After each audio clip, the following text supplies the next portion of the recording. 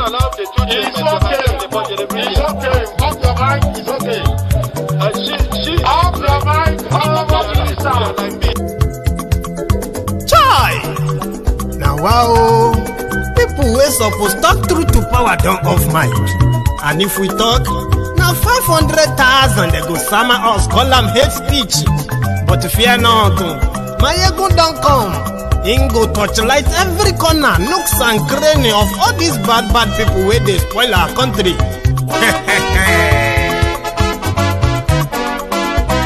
So my people make we laugh, my ego don't come, my people make we shout, my ego don't come, my ego don't come, man of the masses, my ego don't come,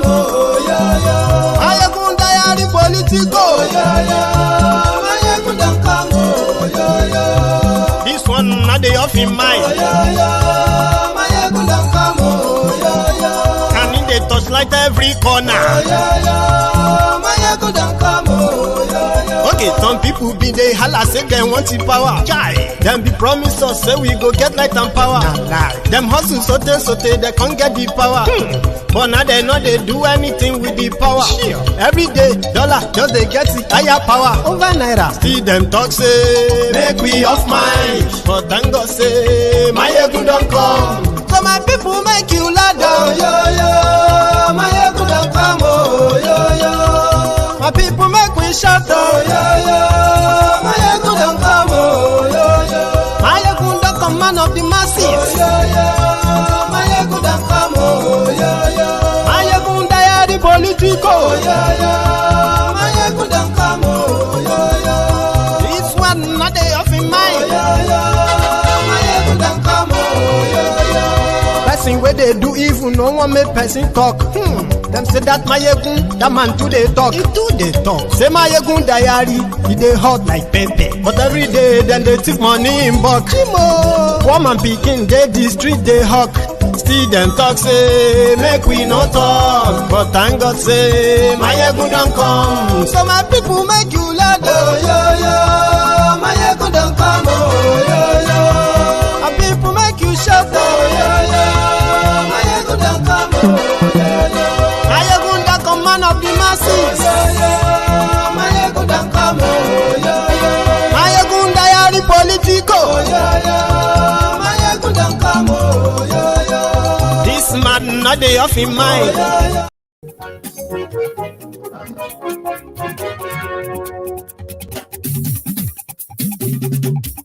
Hello there. Mayegun la wa mo la mo do. Mayegun diary, Mayegun number one. Mayegun la wa mo. Thank you so much for joining me once again from wherever you are watching from. This is Mayegun again, okay? So share this broadcast and let's get started. So, here. Glory Facebook, glory YouTube, Mayegun diary, Mayegun number one. Gbogbo bó ṣe ń lọ ni Mayegun já wa sí. Mayegun diary, Mayegun number one. Àṣírí ọ̀jẹ̀lú kì í bò níbẹ̀ o. So good morning to you once again, good afternoon to you, and good evening to you from wherever you are watching from. This is Mayegun Live. Mayegun diary politico. Godfatherism. Kindly share this broadcast. Invite your friends, invite your not so friendly friends, and tell them that Mayegun today, Mayegun today. Ani Mayegun lawamo do. Mayegun diary, Mayegun number one.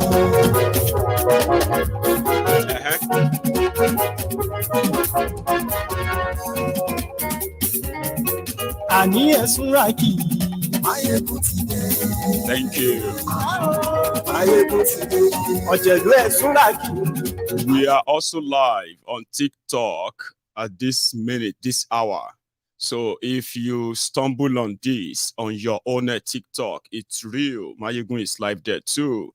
If you have joined me, if you have joined us right now, before you settle down, please share the broadcast, like the broadcast, invite others that you think should be here, and then read the caption of the broadcast, read the description as well.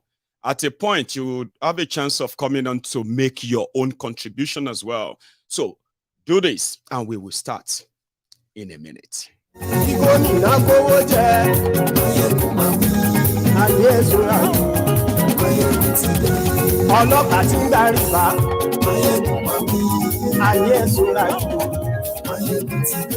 Aṣòfin tí ń rúfin òwò ayé ẹ̀sùnra jù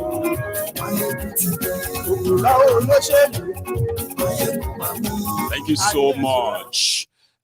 Yes, most of you are watching on TikTok. You probably would never be able to read all the caption. Just follow the convo, and possibly you will join us on YouTube as well. So, for those who have been following the well, from election now, it is tribunal.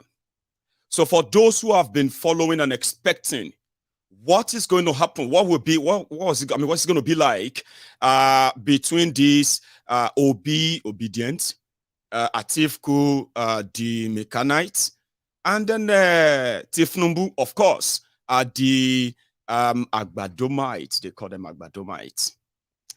However, I said the exact day that they are going to start their legal battle is yet to be kind of ascertained, but there are moves, there are some of the snippets, the tips and all that of what everyone is actually going to defend or present at the tribunal. So you who is interested in, everyone who is interested in following this all this while, well, this is another chance for you to have an idea, okay? We have those who believe that with what they have seen, they have seen the petition of Atiku, they have seen the petition of Obi, they have seen the response of Tinubu to all of them. And they have concluded that if there is courts, if there is real courts in Nigeria, with all the evidence, with all they have seen in the petitions, if those things they've seen, they have seen in the petition, if the petitioners are able to present evidence to back them up, Kalu will be one. It won't be, some believe that it won't be sworn in. Others believe that it's going to have a very short term. This is based on the available information. These are not like information people are making up now. These are coming from, we have petitioner, oh, they rigged me. I won the election, but they declared somebody else. Okay? So this is like you now having access to the petition and the prayers of the petitioners. Then you see the defense of Kalu Tinubu. And then you kind of make up your mind like, there's no way. He's never going to be president and all that. But fine. I have told people many times that if you really want to if you really care about your mental health and you consider yourself somebody who is very intelligent, exposed and all of that stuff, right? And you know how politics works elsewhere. When it comes to Nigeria, their politics defies logic. It defies every every definition of reasonable politics. So if you beat yourself up because you are making a prediction, something that should be or should, about Nigerian politics, you are, in fact, not doing yourself any good. But on Mayegun's Diary Political, I kind of help people who are more curious, those who love to be very optimistic about things. So we know what Nigeria politics represents. I do. Genuinely, I do. And having found out, I kind of feel like it's a pure waste of time, pure waste of resources, and sadly, pure waste of life too. Because everything you might kind of plan or kind of, prepare as your own way of tackling what is wrong with Nigeria politically to start with, you will realize that the moment you land that idea in that Nigeria, it will defy all logic. And then you'll be wondering, how are they then doing all of this? How are they being able to manage to make every horrible things stay, and they maintain it as violence? That's what they do. Fear and the rest. And that is why whatever your solution is in tackling whatever Nigeria political, whatever is, political problem is, you're wasting your time. But you can understand it and possibly channel that energy into something more kind of rewarding, more, productive, I would say. A lot of people are not venturing into them, thinking they could save Nigeria.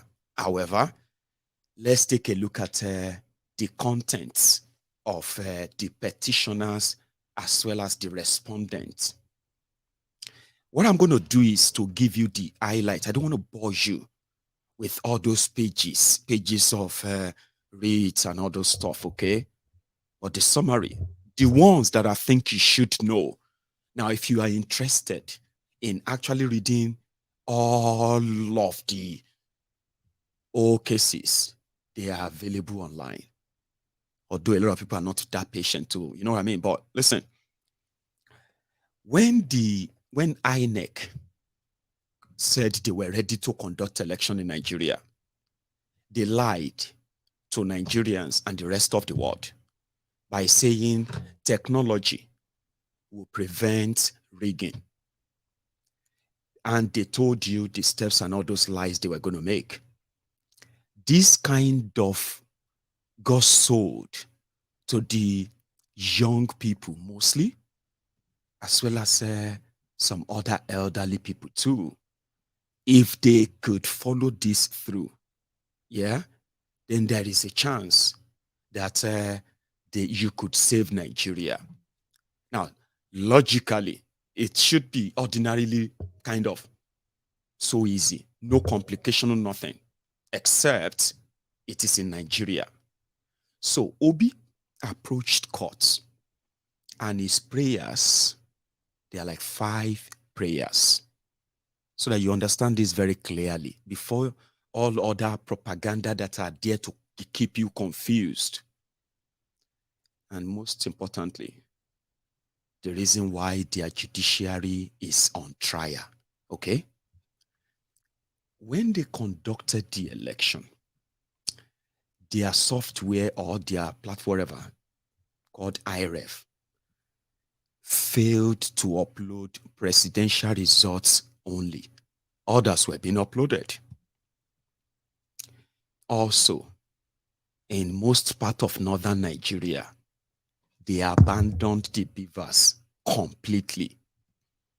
You see, these 2 actions, they have violated the same law, electoral acts that they put together to conduct this charade. So Peter Obi is now suing INEC that declared Tinubu winner, as well as Tinubu asking the courts, okay, that number 1, if the real votes, the real one is like the ones that are legal votes. And what are the legal votes? The legal votes are supposed to be the ones that complied with the INEC electoral, what have you. That if they put them together, Peter Obi, he won the election. He didn't just win the election. He won the right number and right places across Nigeria, including the Federal Capital Territory, fulfilling what their law says. 25% in 24 states and FCT. Now, on that ground, he said, when they count the right votes, Obi won, and he has the evidence, and he must be declared the winner. That is the first prayer. The second prayer is that INEC that declared Tinubu winner, they have violated their own, their own law by allowing somebody who has committed perjury. Perjury is when you say, I am 20 years old. I don't have my birth certificate, but I have a sworn affidavit. I have sworn an oath to a court that I am 20 years old. So if later a document surfaces again that says I am 22 years old, I then must, by law, I have committed perjury. Sorry, somebody said that I know that I'm still very much new on that TikTok, okay? So if you have the Lagos Sabobaku there who are ranting, they are welcome, okay? So a time is coming, I will bring you on and say, yeah, come and say it to my face instead of you typing Olori Burukunye, Omo Ali, and all those things, right? But don't worry, you will get education. Don't worry, don't rush. You and I, you would have to leave that, you have to leave that your phone, as you know, be Omo Ali, so you can come and say it to my face, but don't worry.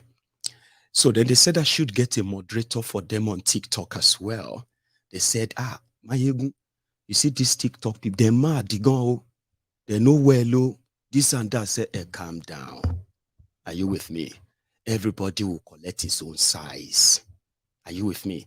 When they jam the truth, when they hear the truth, when they know how this actually affects them, nobody will tell them. You know, for 8 years, we had those we call the Buhari days. Buhari Didanis, Buhari Denotus, Buhari Dijatus, Buhari Shukus, Unguziaris, Unekaharis, sophisticated morons, ombuds slaves, Lagos Abobakus, Ushogbu Alimajiris, the crumb eaters, the crumb chasers, the ass lickers, the political cretins, Oshins. We have them for 8 years, suffering and smiling, suffer ahead. As Nigeria was going down the drain, the Olori Burukus are everywhere. They are defending APC. And later, some of them became victims of what they are defending. So if at the end of the day, we manage to kind of cure the madness of other people, other wearies on other platforms, TikTok, Etigbalejo, I am Mayegu, and you will finally come around. You will come around, they call it. You would come around. So, these are his prayers. 2, Kolu no go school. He can't forge certificates. The drug dealer, the drug baron, these have been hiding under the radar in a corrupt Nigeria. Nigeria is a crime scene where criminals have always been rewarded. The criminals from the local government level to the president, and also being promoted and supported by the ombud slaves. For years, the likes of Kolu, other people who are drug runners, drug dealers. You know, you'll be asking yourself, why would people who have access to Nigeria money still be dealing in drugs? Drug dealers is like, you see, those who are dealing in drugs and those who are using drugs, the addiction they both have for the drugs is legendary. It doesn't matter what they have. So this guy approached their courts that, listen, this guy shouldn't even be running for any office. This senile, demented Kolu should be, if he's not locked up in a hole somewhere, Kolu should be somewhere at old people's home where they are using whatever is left of his demented head or brain for research or something. Something like, this guy shouldn't even be seen in public. But Nigeria is a country of dregs. Nigeria is a country of criminals. from the defenders and the leaders. It's always been. So this guy now said, sorry, all of you watching on YouTube and Facebook, the reason why you are hearing, you are kind of finding that tone in Mayegun's view is because I am now adding the audience of TikTok. So may everybody just collect the sense together. If you want to abuse me, you better know that this is Mayegun you have been seeing all this while. TikTok. And this is how I kind of knock sense and senses into the airs, the pangolo echoing head of so many of you on-boot slaves. Anywhere I see you, you go collect them like this. So let's say we have a wider convo now. It's not even me. This is me just explaining to you the prayers of Obi. This guy said he went to a university in America. The record from the university are contradictory.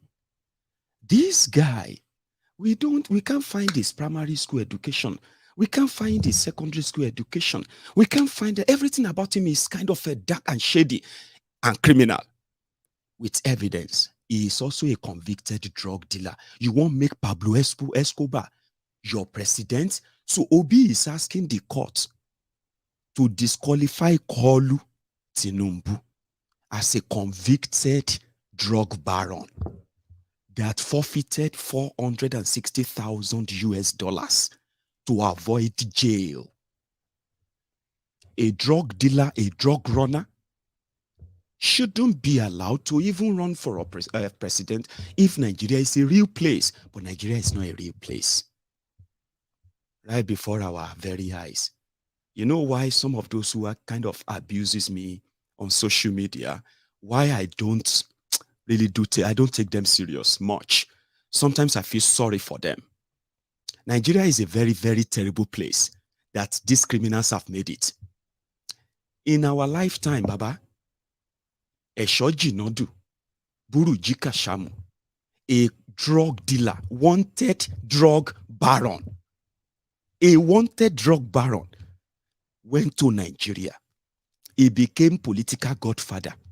Supposed normal people, Christians, Muslims, Alaji, Deacon, Deaconess, Pastor, Pastress, they were defending Burujika Shamu.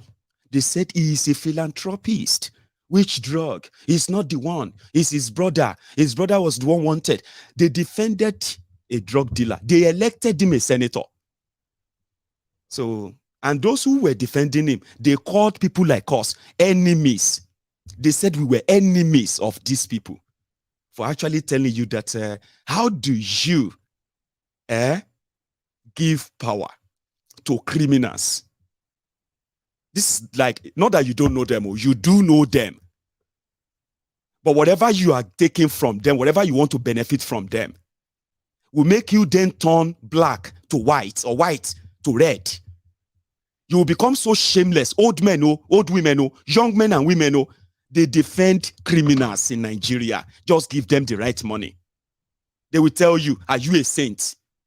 Are you a saint? Nobody is a saint, Jare.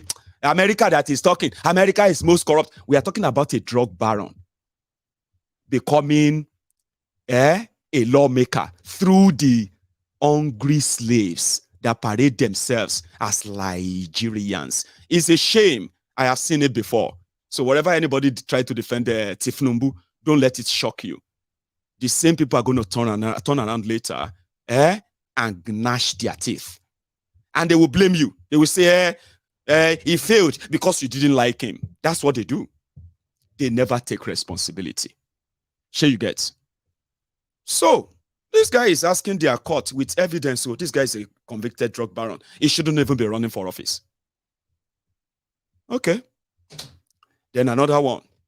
He now said, if the court is not convinced that he won, Obi won, then the court should nullify the election entirely, disqualify Kolu Tinubu, and conduct another election. So when Tinubu's lawyers, when they received the petition, they started laughing. They said, this will be probably have no idea who or what he is talking about, because his petition is complete garbage. They said, Obi and Labour Party, all these things, all disobedient and whatever, they are just clowns. That's how they actually responded. And let me tell you, they left the issue of, meanwhile, Angono, there's where Obi said when they recount elections in about 11 states, where he said he has the right figure than what INEC declared. Okay? So he's asking the court to ask INEC to come out and bring the evidence of the number they declared for Kolu. They should bring everything out. Out of 36 states and Abuja, INEC has only given them access to just about 10 states. More than about 26 states. The details of the election in those states have not been released to them. Are you with me? So when Tinubu and people received the petition, you know what they laughed, like I said. Now they said, number one, Obi is just wasting his time because Obi is not even a member of a Labour Party. Do you get that? They said it is a pure waste of time because Obi and Datti, they don't even get party. That they were members of a PDP 30 days before they became members of a Labour Party and the candidate of the party. That it is a pure waste of time for them to be responding to Obi that doesn't even have a political party. Is that a joke, or is that what are you talking about? Is that going to be your response as in like, yeah?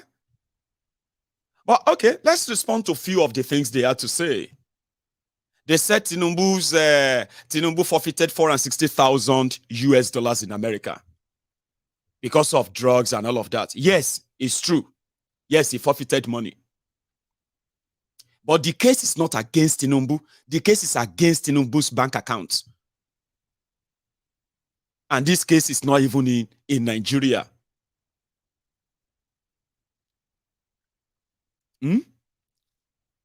So that's their response. They said, yeah, he didn't know. He was just living with some drug dealers. He didn't know they were drug dealers. So what do you want him to do? And when the American government saw the money in his bank, they questioned it. And at the end of the day, they said he didn't pay tax. That's their response. They said the issue of drug or whatever doesn't have anything to do with Kolu. And there are court documents too. There is court document too with his name, the name of his wife. Somebody just asked a question now. He said, I don't know, maybe it's just from the comment. So yeah, in the comment he said, did we Kolu steal your money? You know, one of the things they did to Nigerians, when we were growing up, because now it's so obvious that a lot of things they told us were lies, okay? When we were growing up, they made us believe that the reasons why the Northerners are always doing rankadede for their leaders is because only few of them were given access, were given education, compared to us in southern Nigeria, where education is almost compulsory for every child. When I was growing up, sure you get. So they said, because the Northerners are not so educated, that is why their leaders could tell them to do this or do that. But we Southerners, because we are so educated, that is why we are always very kind of argumentative and other stuff.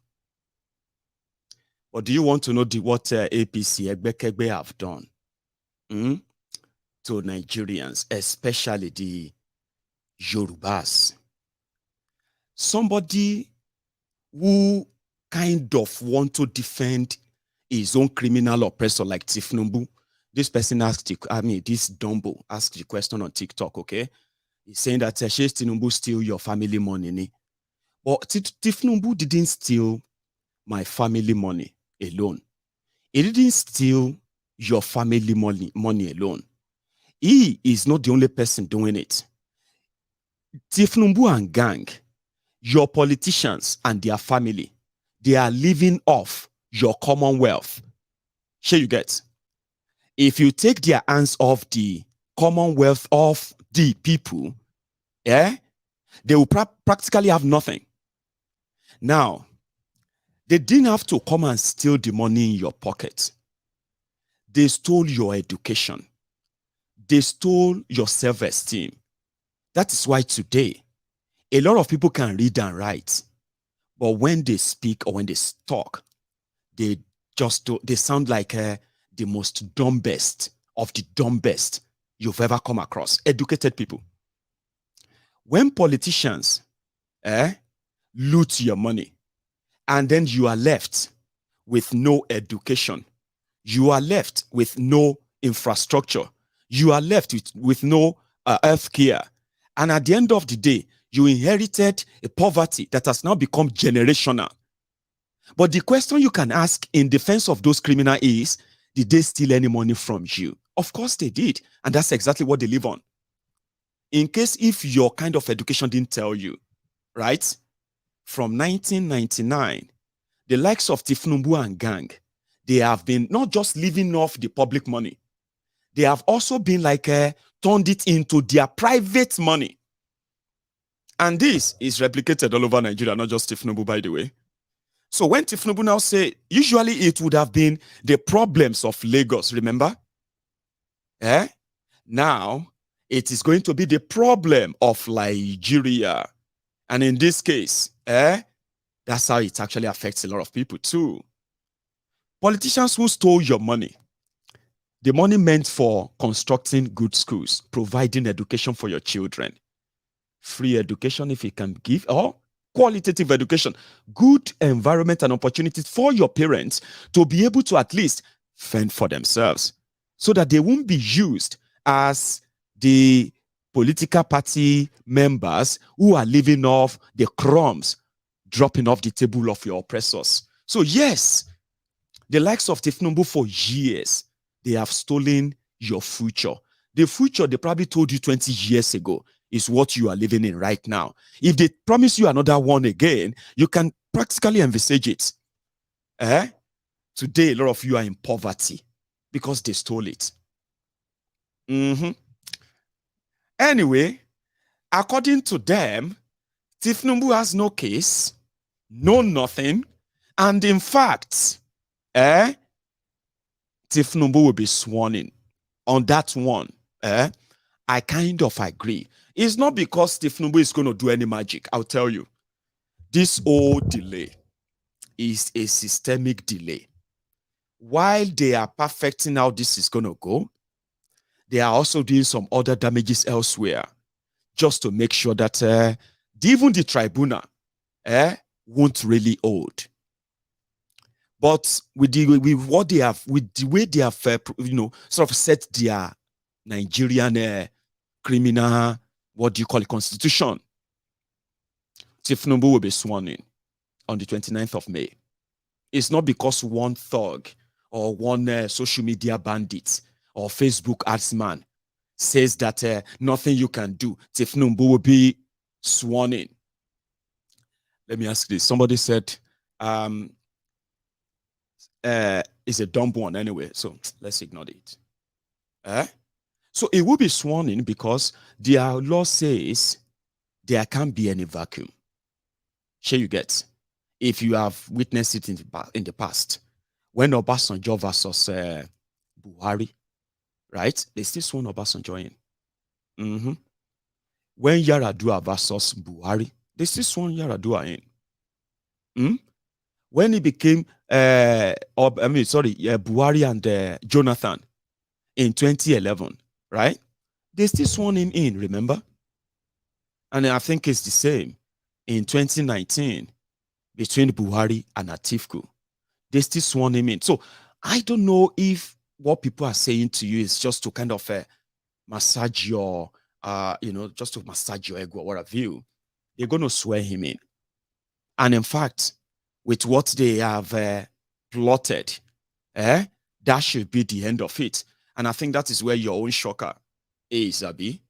So, their response is that the tribunal should throw Obi's prayers out. It's just waste of time. Why behind the scene, the likes of Chimaroke and Namani are asking Obi, withdraw your case from courts and go and work for Kolu because of the interest of the Igbos and all of that. That one is also going behind the scene.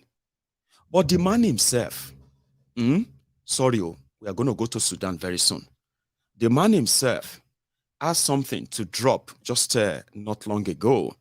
It's a long watch, but I'm going to add it to this chat before we continue. This.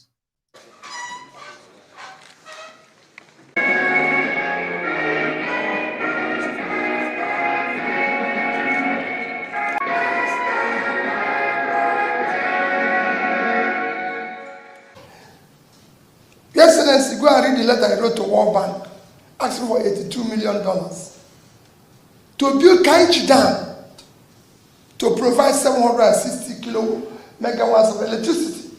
And he wrote it clear. I'm applying for this loan strictly to borrow for this investment to spur growth, economic growth for my country. That was 58 years ago. That facility is still standing. What he borrowed is $82 million.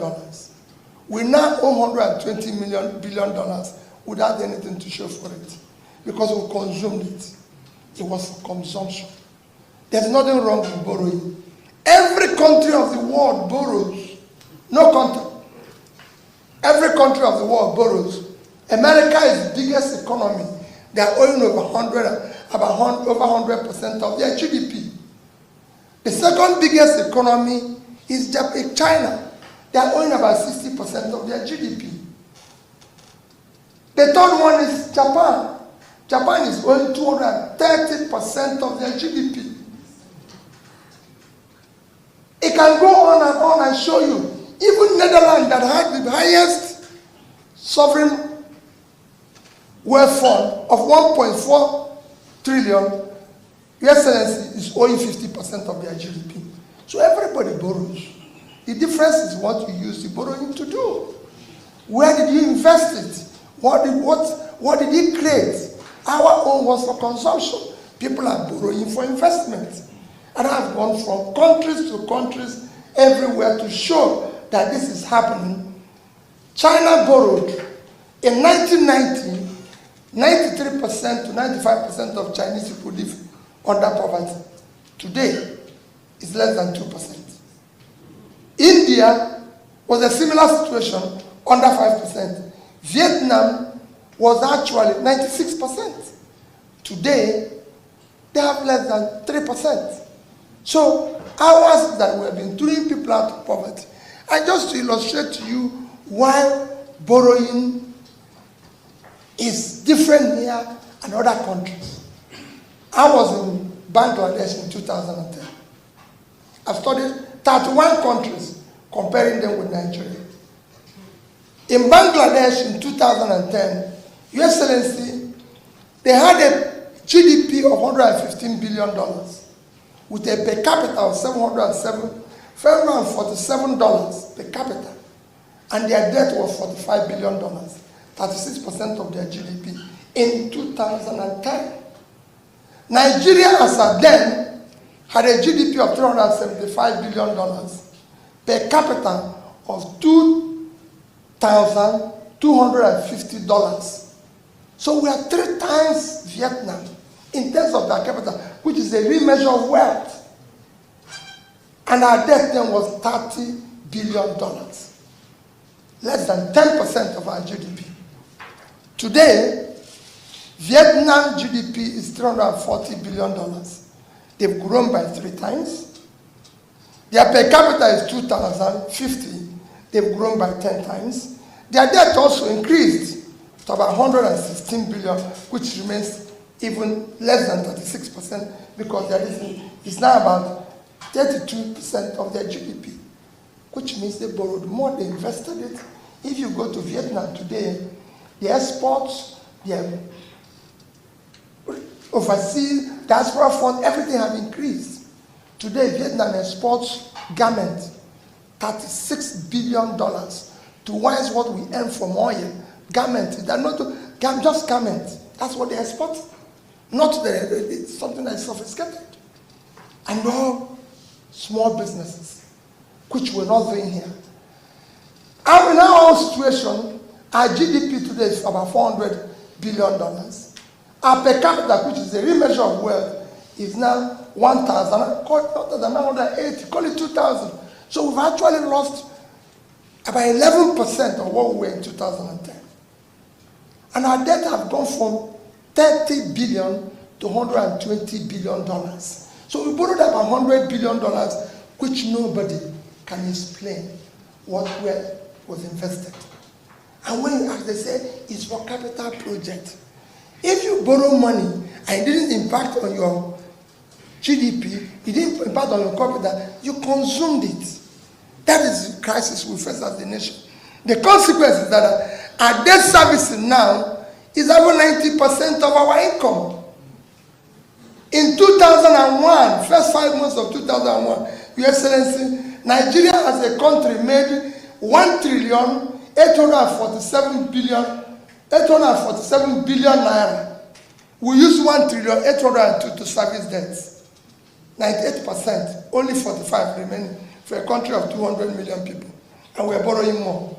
We said last year our budget was 13.5 trillion. We are going to borrow only 5 trillion. We borrowed 7. This year, our budget plus subsidy and everything will be hitting about 20. They said they are going to borrow only about 6. Your Excellency, we're not going to borrow less than 10. And that is the crisis of course. And what are we even borrowing? With these monies, we are now issuing foreign bonds of 2040, 2045, 26, when we are no longer going to be here. And our children, in the past 1 year, Nigeria has not put 1 naira in the sinking fund. Not 1 naira. So even when you are servicing debt, you're supposed to be saving money to pay the debt. When it matures, we are not putting money there. The crisis is that when we are dead, our children will have nowhere because we've eaten their future. And nobody is talking about that. And we need to move this country in. And there's nothing wrong in this country. It's a country that can be changed. Look at something like Taraba. Look at what is happening all over the world. Today we are struggling with oil, sharing of oil money, who is doing that? Even in America, that is the biggest country in the world, Texas that is producing several more oil than we are producing. The biggest state in America is California. And what does California do? Texas is not even number 1. They're not number 2, they're number 3. Texas GDP today is 3.4 trillion, 8 times Nigerian GDP. They have no oil. What they're exporting is agriculture and knowledge. Agricultural materials and knowledge. That's all that is making them that thick. Well, we are here fighting over a diminishing access that has since expired. Oil didn't save yet Venezuela. Venezuela have 10 times more oil than Nigerian deposits, and yet they collapsed. And we're here fighting about oil. No country is talking about oil today. Vietnam, countries and nations have ever. Look at the vast land I saw when we are arriving here today. I told the people in Niger, you have 76.3 square kilometers of land in Niger State. Your Excellency, they can't feed themselves. They can't feed Nigeria. They don't export anything.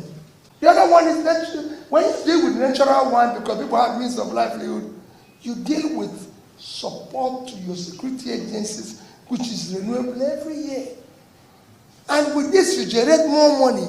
Every day, Your Excellency, we say in this country that we don't have revenue. We don't have revenue. Even if our government said the revenue to GDP is too low, it has to be low. Because you have millions of people who are not doing anything. The more your people are doing something, the more your economy is productive, the more revenue you generate. You can't generate revenue from people who are not doing anything. It's a simple thing. It's been done everywhere in the world, and it's very easy, Your Excellency. It's not a question. If you go, and where do you generate the most revenue? In your youth, the young ones, in their productive age. You have to invest in them. And what do they need? They need access to capital and training. They have the idea. They can change the world. It's not a sophisticated thing. Nigerian youths are talented. All they need is support. And it has to be government-determined support. It's happening in China. If you go to Indonesia. Thank you. I just left you, right? See, I wanted you to listen to that because it's been a while that we heard them say anything. You know, it kind of spoke clearly there, didn't it? It was like going, I still have the other part of it too, so I'll share that with you. I was busy giving it to them on TikTok because when we were on break, I decided to quickly go and see those Olori Buruku Ashiris. You know those Lagos Abobakus? You know those ones that are always like shouting? Omale, you are Omale. Omale, you Banye. They are so dumb. You guys are so stupid, right? That you are not even kind of telling yourselves the truth that this issue of Tinubu and you, Fofungbemus or Dokbemus, turning around to call Yorubas who are more intelligent than you, APC, Egbekegbe, the Egbe Apanyon of Nigeria, the Yoruba chapter. You want to coerce the Yorubas into your mad, jihadist, murderous government, Abi, and to say, oh yeah, anybody who doesn't support Tinubu is Omale Yoruba. Lojuti, una no get shame. This is now talking about numbers now. Una come out to disgrace Yoruba people because of the drug dealer. You they disgrace Yoruba people. That Yorubas are now, you want them to see Yorubas as agberos, drug dealers, people who have no morals, people who have no kind of, you know, all these Olori Buruku Alakpama Shishe, so they meet me for talk. So they want to drop me lamba. Sure, you get, they want to drop me all those trolling stuff. Shut up your mouth. You did Somuali. Listen, you did a charade. Tinubu is from Yoruba land. I know they Nigeria. Sure, you get. I saw all you did. You were so ready to fight and go to war with Igbos in Lagos. That you actually coordinated yourselves that Igbos are your enemies, so they must not be allowed to vote. Now, after your election, them beat you so you had to fake the figure. Now, you fake the figure. You can't even, you can't rig it to declare yourself winner. But you shameless idiot, you shameless weary, you are still turning around and thinking you can call people Omoale because of Tinubu. Do you really think that is still working? That you can just see somebody and say, Omoale, you are Omoale. Shut up your mouth. Are you not a Omoale Yoruba? Eti you're there. Eti didn't. Now, you don't know what is actually coming for you. But Mayegun, me, in the temple of truth, I can give you an idea. Here you get. And from time immemorial, I have told people, if you are APC, Egbekegbe, don't let us pretend. I am not here to convince you. I am not here to make you feel good. Anything that can make you feel sad, feel so kind of depressed and angry, possibly, right? Feel the taste of what you are promoting. I mean, by the truth that will knock you off wherever you are. I am willing to do it. You don't like me. I don't like you. You understand? You don't like me. I don't like you. So let's stop. Let's drop all the pretense. But the truth that you won't kind of deny is very much available. I will give that to you free of charge. So I was telling them, I said, listen, you calling somebody Omoale Yoruba because of the druggy, Kolu, Ashiwaju awon ole, Ashiwaju awon atole, Aṣíwájú àwọn agbèrò. You are calling people Omoale.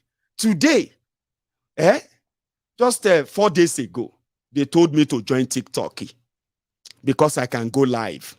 Now, I joined TikTok because before now, the reason why I didn't go there is because I just thought like, young Nigerians, Yorubas, young Nigerians generally, you will see the young girls, 18 years, 19 years.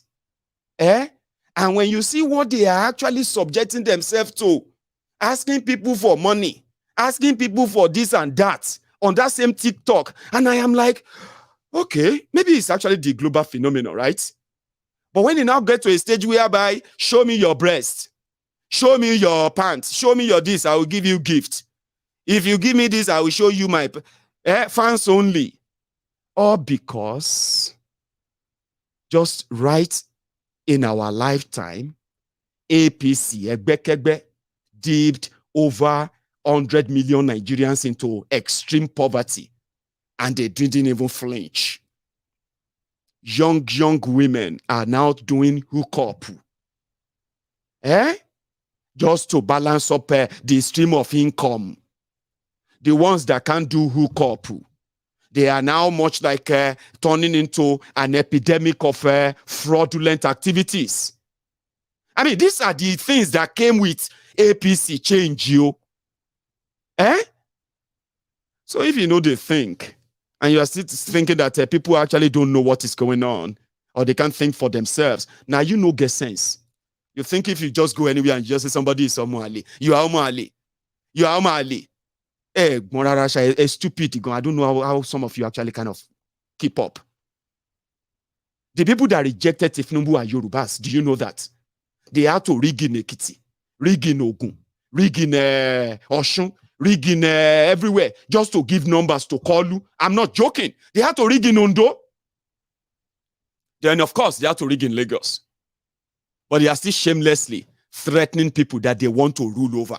You want to rule Nigeria. But you are creating an impression that anybody that doesn't support Tinubu is enemy of Yoruba, is enemy of Nigeria.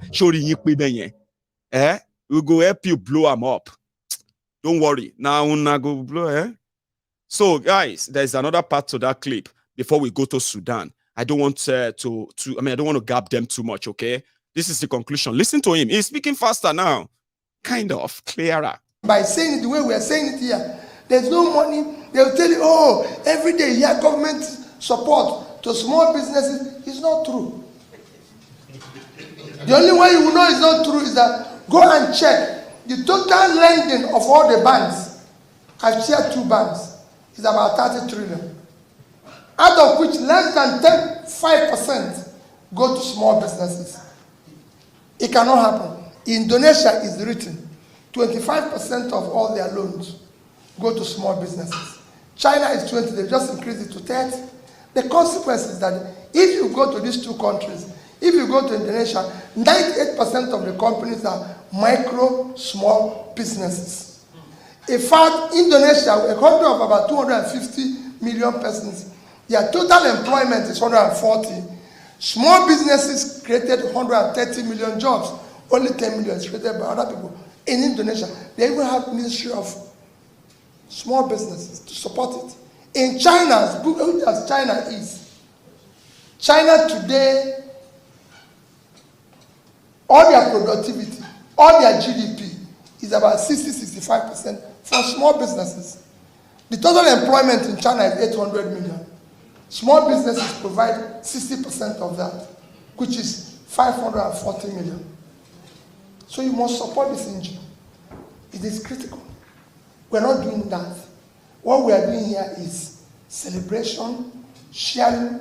Nigeria, the only thing Nigeria has is sharing formula. Nobody talks anything. All that I came to ask you people is that we need to move this country from sharing formula to production formula. It cannot continue.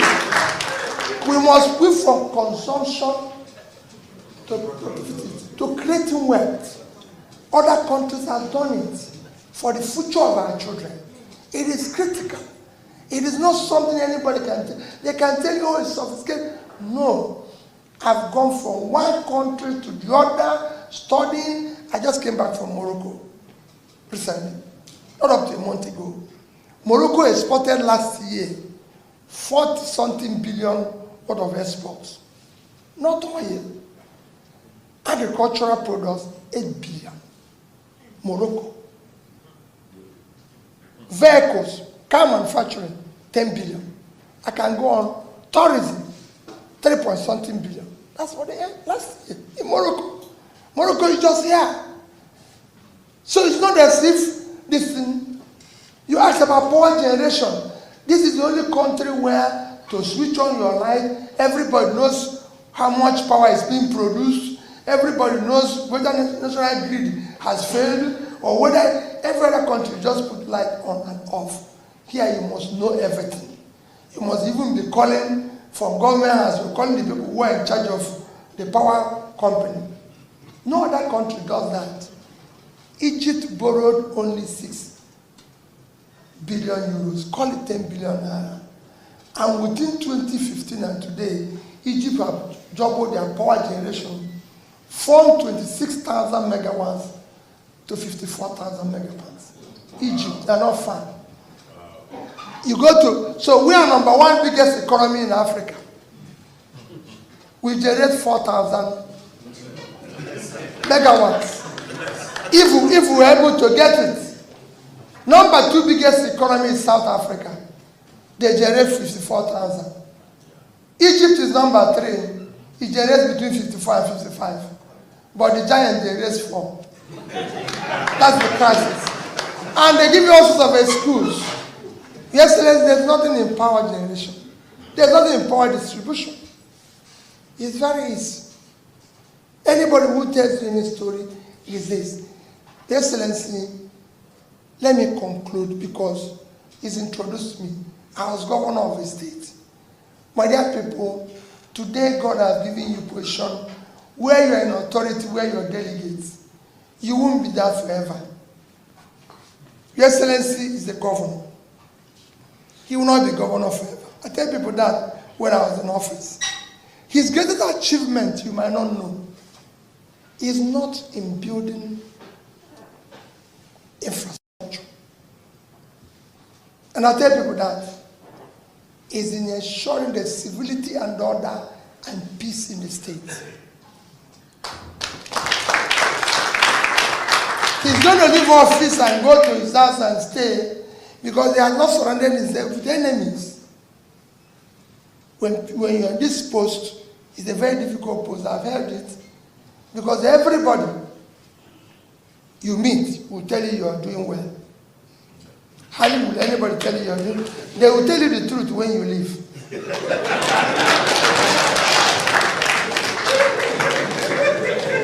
When you leave here, the announcement you'll be hearing, you'll be wondering whether it was these people who was announcing this.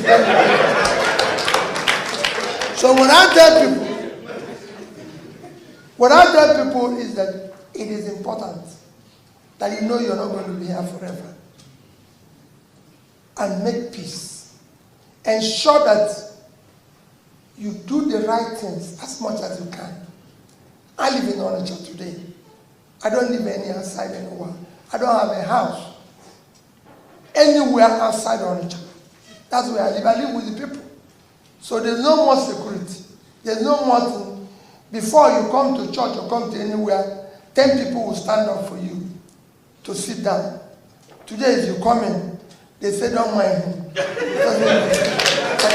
Even if they ask them to sit up, they say they will not do it. So it is important that you do the right things so that you still out of the 10 who used to stand up, 2 will still stand up. But there's no doctor. The same thing goes to you in your different offices. Thank you very much. Again, I thought we should. Oh, hang on. I think I dropped something. So that is that on the people challenging Kolu. Because I want to go to something else now. You know, Buhari is like a lifeless mannequin. the lifeless may guard Bokwari, that is Buhari. He doesn't know. Whatever is happening, he doesn't know. Whether they are kidnapping you or killing you or your economy, which is now Buharinomics, by the way, is ruined, he doesn't know. Now, for those who are living in Nigeria, they are being governed by a ghost. Photo. Where's that guy? Photo. No be juju be that. Nigeria president now photo. Everybody go snap photo with that. Say our president they snap photo with the Bishop of Archbishop of Canterbury. Hey, snap photo with the Rogers. Hey, snap photo with this one. Now president now photo on a vote. Your president is now a picture. Photo. Not be juju be that. Not be when our fathers die for each other and we they care for them, keep them for house. So Bokwari, who is just an effigy photo in Nigeria, the Nigerians are on their own. I mean, it has gotten to a stage whereby Buhari, when Buhari speak, they will say, so Buhari is still alive, ni? That is the president they have. Now, for those who are in Nigeria, if you mistakenly come be outside Nigeria, Baba, Iwoma Dirao. Pastor, Oko, Pastor, our mojo sticker ló show wa. Àṣé kò rí pé orí wa ti burú. Ìwọ má dira o, ìpápá ra orin. Jẹ́ ká wá Bible tó jẹ́. Ó jẹ́ gbèsè àgbétò àbí kò gbẹ́rì tí kò gbé tí a fẹ́ jókòó tẹ̀ra. Gbẹ́rì tí bá yọ píù. Àwòyí àárín. Ó mọ̀ ní pé wà nínú Bible pé ìgbà tó fẹ́ mú Jésù kọjá ní àárín òun ògèrí Jésù. Kí ni Jésù lò? Àfẹ́ rí ló lò. Ìwọ má dira ayé bàjẹ́. In Nigeria, they are on their own. Bokwari would then kind of, this is Nigeria under Bokwari. When something happens, right, the headline will be like, Buhari says is shocked that Nigeria national grid collapsed. Buhari in shock. Buhari in shock that Fulani terrorists have killed 300 people. Buhari in shock that Fulani terrorists have kidnapped 200 school children. Like all of you are in shock. Even Bokwari is in shock. Then Pastor Ruga, fake Pastor Ruga, Ikene Shatabandu. What's his name again? I forgot his name. Anyway. Agbowori Baba Oja. Pastor Ruga Oshimbajo. That's Oshimbajo. That one will then come with motivational speaker, motivational speeches by telling you how you have to love the country, how you have to pray for good leaders, how you have to pray for this and read all of that nonsense. You come like say, Bokwari no be president, Pastor Ruga no be vice. Then they are just like you. They are shocked that terrorists are still kidnapping and killing people. So you come there outside Nigeria. They say, what day? You remember that of Ukraine?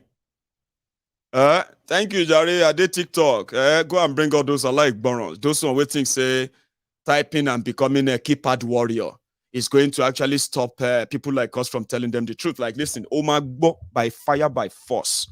So that if you finally want to become a Dorumoto, where you are lying down and about to die, voice of Mayegun will be ringing in your head.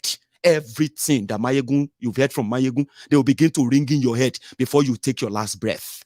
Because you know what? Whether you like me or not, you are going to agree with what I am saying, publicly or privately. Trust me. Because I won't sugarcoat it. Right? So Sudan, I did a broadcast earlier, Sunday sermon, and I spoke about Sudan. And I did my best to explain to you the kind of comparison between Sudan and Nigeria. Sure, you remember. I'm not going to go into all of that now, but I'm going to give you a bit of extra context. Because as we speak, Sudan right now, like when Libya was breaking apart that time, and there was no government, So Sudan right now is like in two parts between these two guys. Let me see if I still have that image. Hang on. That's not the one. That's not the image I wanted to put on. Hey, okay. I won't be able to put that up, but that one is for Kolu and the. Hang on, did you give me something there? What was that? What pops up? Anyway, I looked away. So it is between two guys. One that used to be the leader of the Janjaweed terrorist group. You don't hear about Janjaweed everywhere, Abi? The Janjaweed have now risen to power in Sudan. Thank you. What does that mean? What does that thing mean? Okay, we'll come back to that again. My fire on. You see? So, as we speak, the people who are still in Sudan are now trapped in Sudan. Khartoum, especially Khartoum. So which means no plane can fly in. No plane can fly out. Okay, it's a gift. Thank you, Jerry. Thank you. I saw that twice. I don't know what it meant, all right? But thank you. So, but people were calling on Buhari. Thank you very much. Dre Lake, that's my guy. See, I found the guy on TikTok, Dre Lake. I used to have a Dre on YouTube. That big Dre. I don't know if it's the same Dre that is now on TikTok. So brilliant. Guys, I told you I'm combining a convo now, okay? So Dre Lake, solid, Baba. So the Northerners are mostly the people that go to Sudan. Some people are asking, what are people doing in Sudan? What is in Sudan? A lot of you don't know that Nigeria has become so messed up that those who are currently promoting Nigeria are promoting the carcass of an already done country. See, as bad as you might have whatever you are hearing about Sudan, I heard that their medical school is, if you have a certificate from their medical school, right, you won't need an interview or you need the application if you move to Ireland to practice medicine or whatever you kind of acquire, right? There is no Nigerian university that has such anywhere in the world, no Nigerian university. If you go to Ghana, Nigerians are their international students in Ghana, majority. If you go to Sudan, Nigerians are their major students there too. But this time around, because the closeness of Sudan to northern Nigeria, another part of Nigeria, a lot of them prefer to go to Sudan.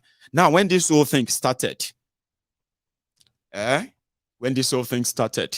people started asking Buhari to come and evacuate them. Nigeria, this wahala is getting too much. They may start killing people now. Come and take us out of Sudan. Nobody sent anybody. Nobody sent anybody. Give me a sec. Let me put on a new battery. I'll be back in a minute. Don't go anywhere. I don't read social media anymore. They abuse the hell out of me.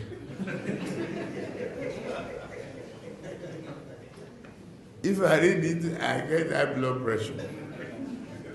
I get angry. I don't read it.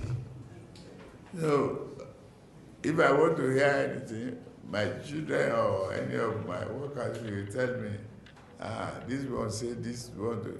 If I'm tired, I say, please, forget it.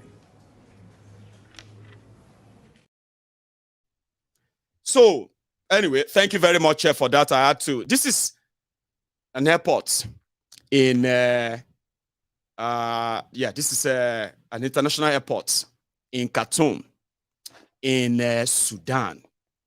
For those of you who didn't hear the full story that I shared earlier, an insight, I think I am going to do a little bit, just tiny one, so that I can bring this audience also into what is going on in Sudan, the large audience. So let me explain to you. in Sudan, they had dictators. Well, they had a dictator. His name is Omar al-Bashir. So Omar al-Bashir that took over in a coup as the president of Sudan almost 30 years ago. When he was consolidating his power as the president and dictator of Sudan, remember, military brought him in. He survived few or several military coups. But as a whole country, then they had South Sudan and the Northern Sudan. Like you have Southern Nigeria and Northern Nigeria. So Sudan is a big country. But you see, the northern part of Sudan, which has the desert and all those, just like Northern Nigeria, they are considered to be the biggest by landmass, by population.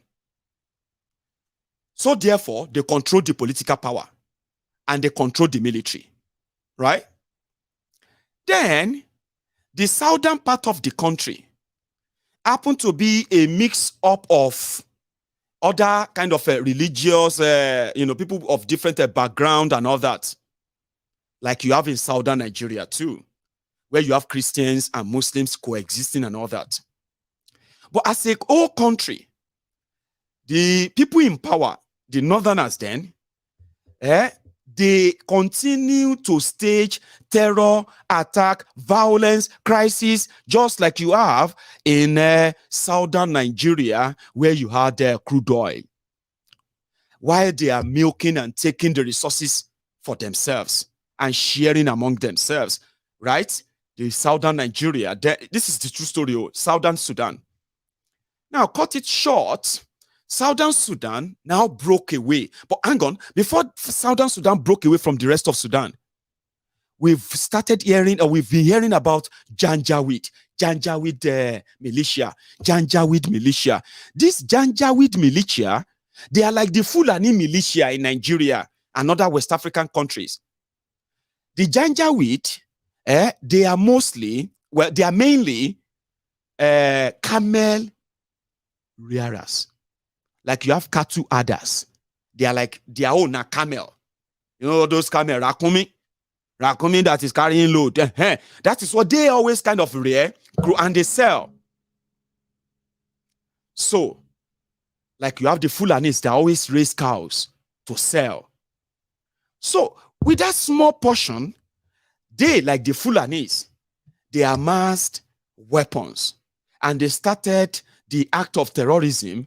But what people didn't know then was that they were carrying this terrorism, they are carrying out this terrorism both in Sudan and outside Sudan, an act of terrorism that made them become one of the most dangerous terrorist groups in the world, Janjaweed. But what people didn't know then was the government in Khartoum, the government of Omar al-Bashir, was funding them. They were harming them. They were using them to cause different kind of a crisis across Sudan. When Sudan broke up, and you have South Sudan, and then the normal Sudan. Now, they didn't have anybody to kill. They didn't have anybody to blame. They didn't have anybody to unleash their violence on. Around that time, their leader, the leader of the Janjaweed, Emmet is called, has already become so notoriously rich. So, he needed to kind of release steam. So when the Darfur crisis started in Sudan, this guy and his Janjaweed rebels, they wreaked that havoc that you saw when they said Sudan, Sudan crisis, Darfur. And they were raising money, $1 for children in Darfur, $1 for healthcare, $1 for, you know what I mean? All over the world. The Janjaweed were behind that. They were the terrorists like the Boko Haram killing and sending people to refugee camps in Nigeria. They were being sponsored by the same government of Sudan. Now, when Sudan broke up and the Darfur crisis came to an end, he, the leader of the Janjaweed, with the help of the president, they now change the terrorists who have killed and maim across Sudan and other parts of Africa.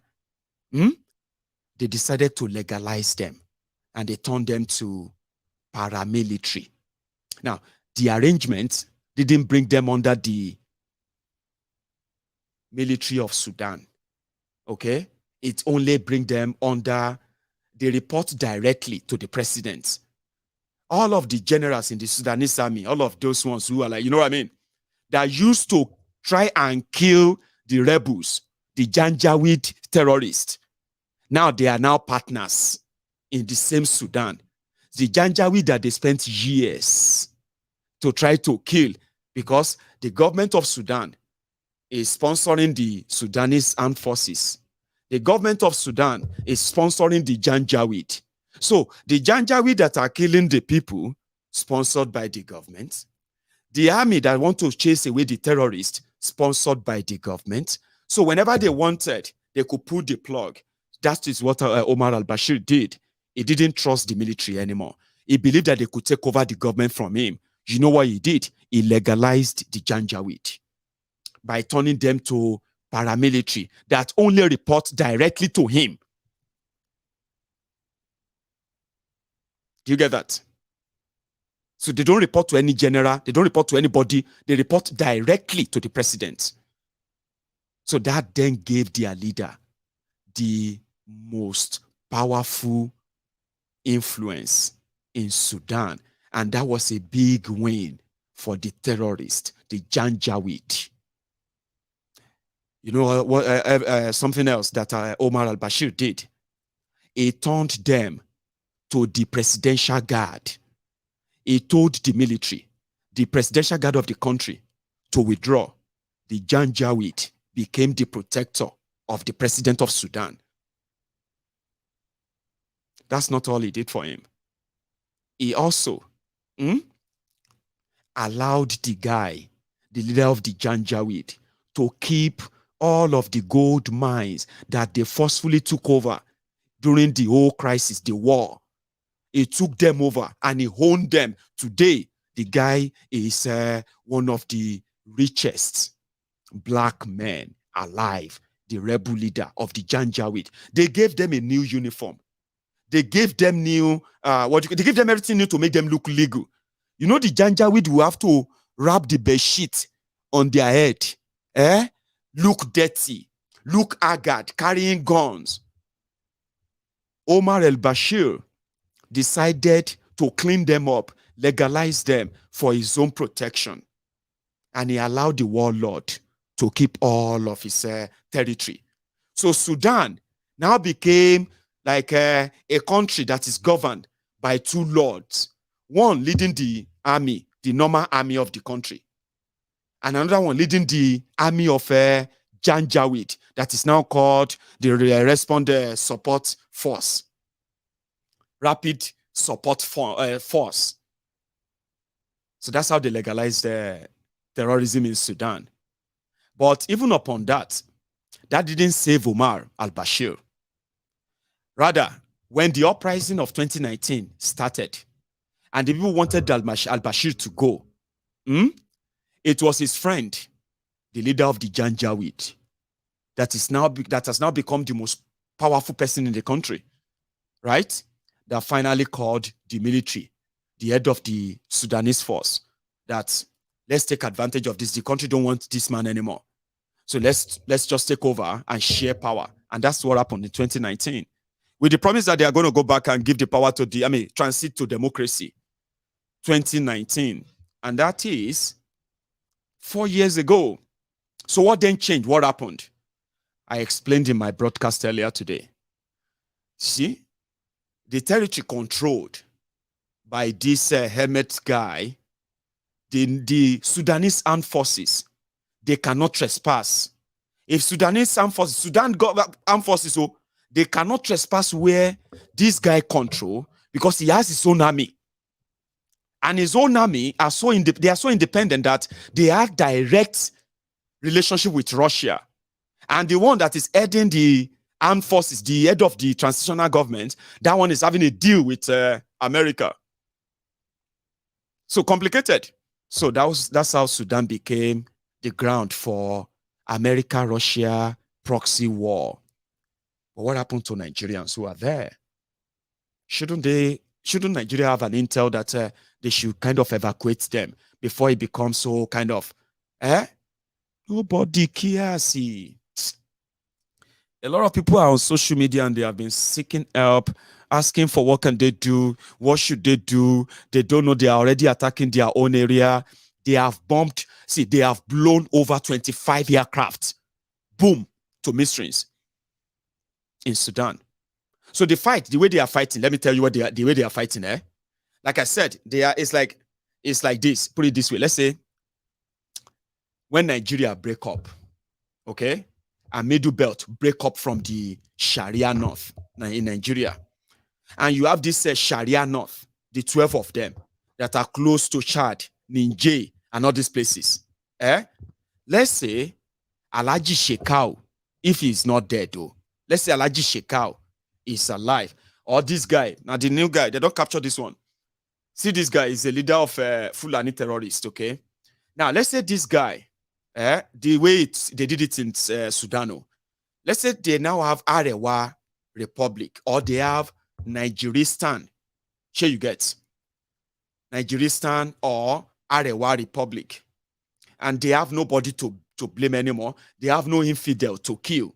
They have no other ethnic nationality to kind of blame for the problems of Nigeria anyway, right?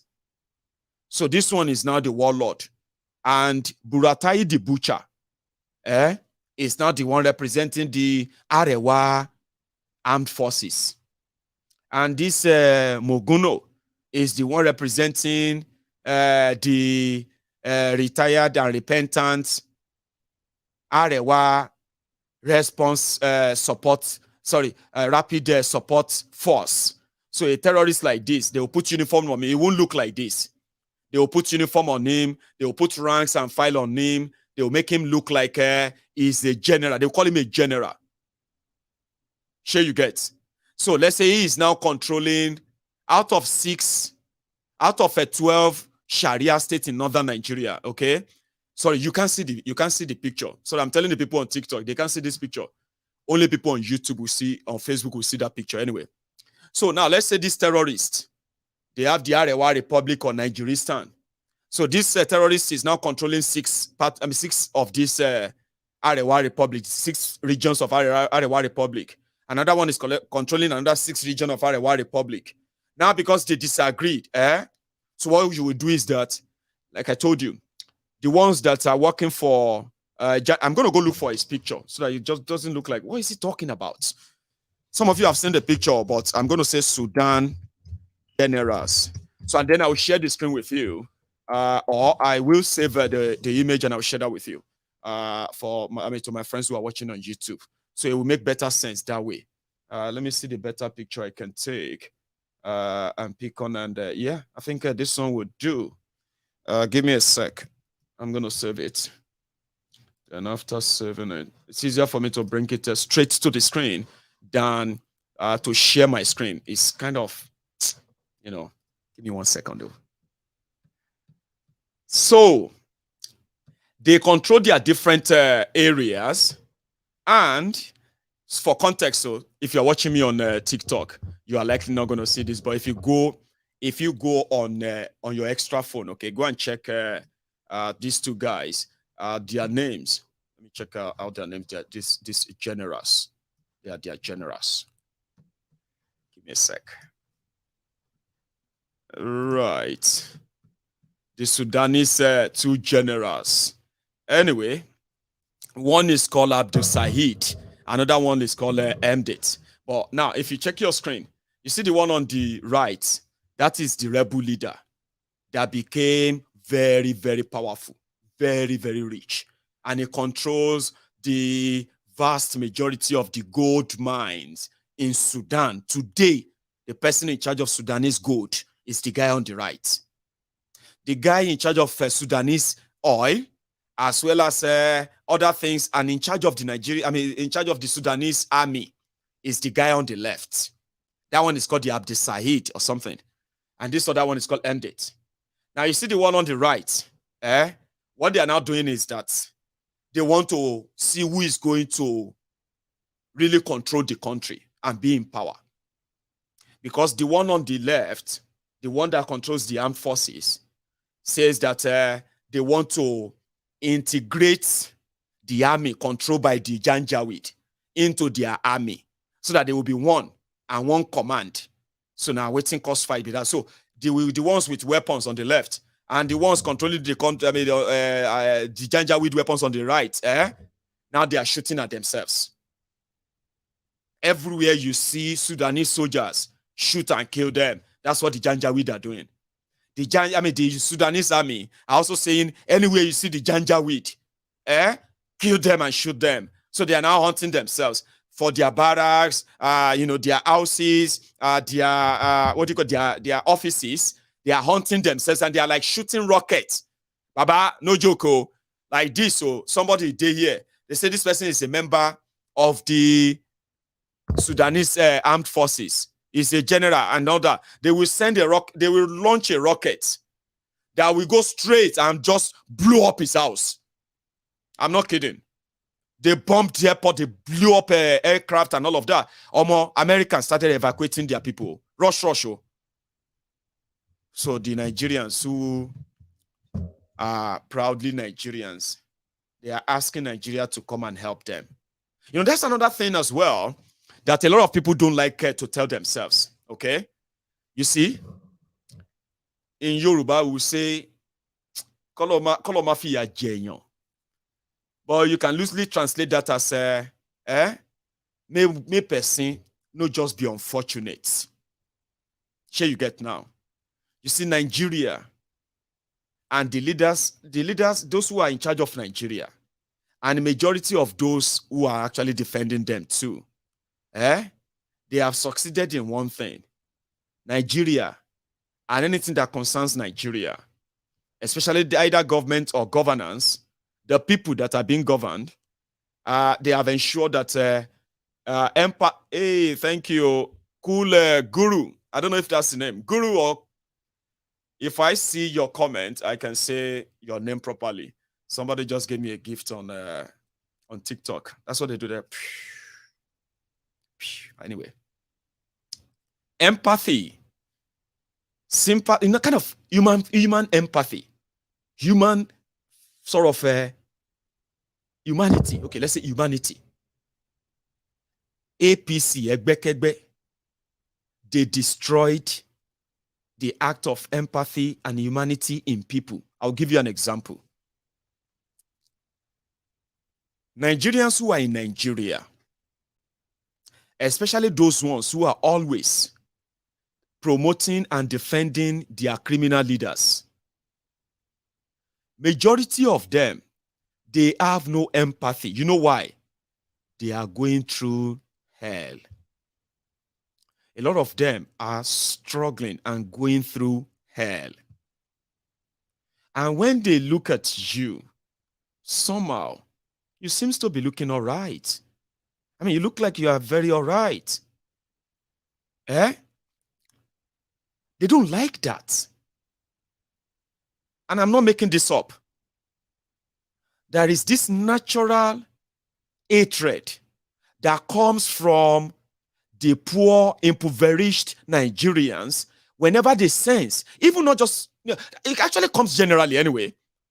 There's this kind of, sort of a resentment that Nigerians will have towards one another because they think or you look like you have it a little bit better than them. Why do you have it better when they can't have it better? You are living abroad. That's why you're talking about Nigeria. It's because you have it's because you have peace of mind now. It's because you are comfortable now. If all of us were there here, where they suffer, where we say I never eat, I never chop good food since morning. You sit down there, they talk like say you are better than, they have that kind of internal resentment when they feel like you look better than them.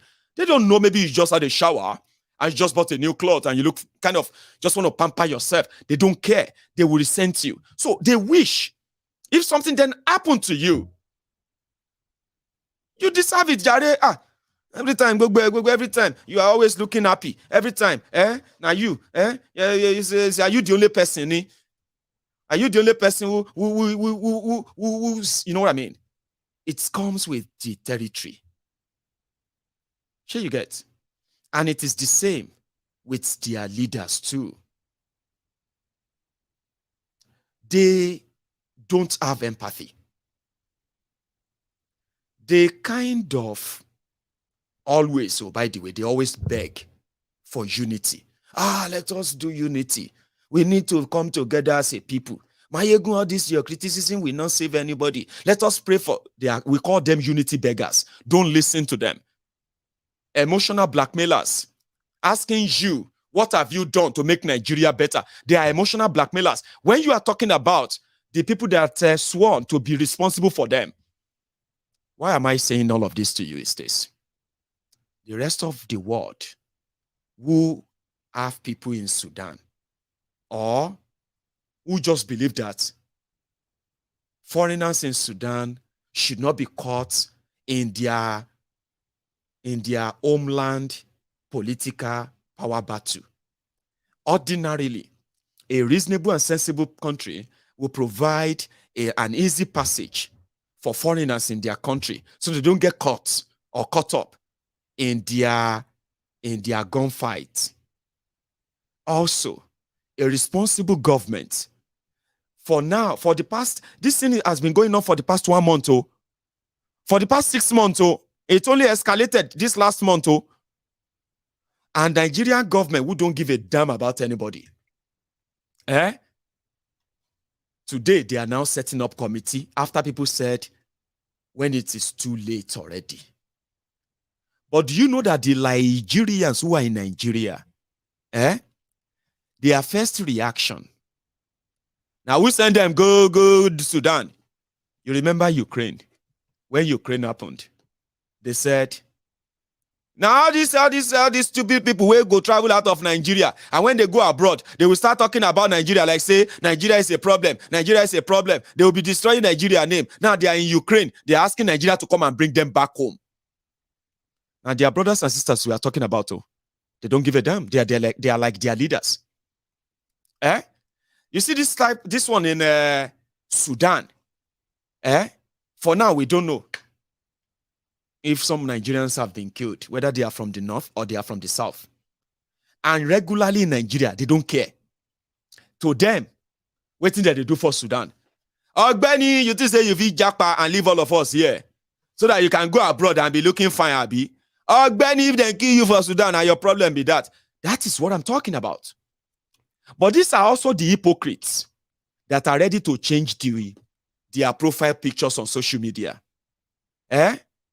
To support UK, to support America terrorists, to support France, to support this, to support China, to support COVID, to support this or that. Bunch of hypocrites.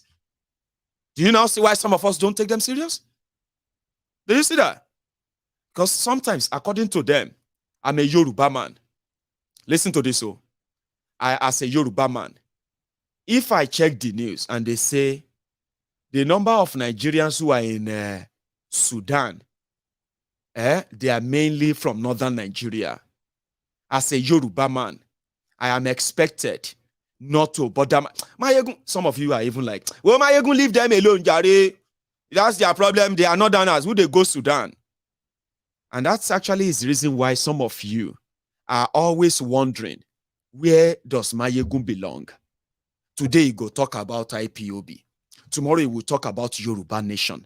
And next tomorrow, he will talk about the Shiites. And after that, he's going to talk about this one. And after that, he's going to talk about that one. He will talk about the Northerner. He will talk about the Southerner. We don't even know what thing they do. You are a liar. You know what I am doing. You do know what I am doing. Because in my book, an injustice to one is injustice to all. The people behind all of this injustice, they are the same people, the same system. But some of you prefer to choose and pick, or pick and choose, to cherry pick. And that is why I can never be like you. for those of you who love your criminals differently. Some of you love your criminals, your criminal leaders. You love them because they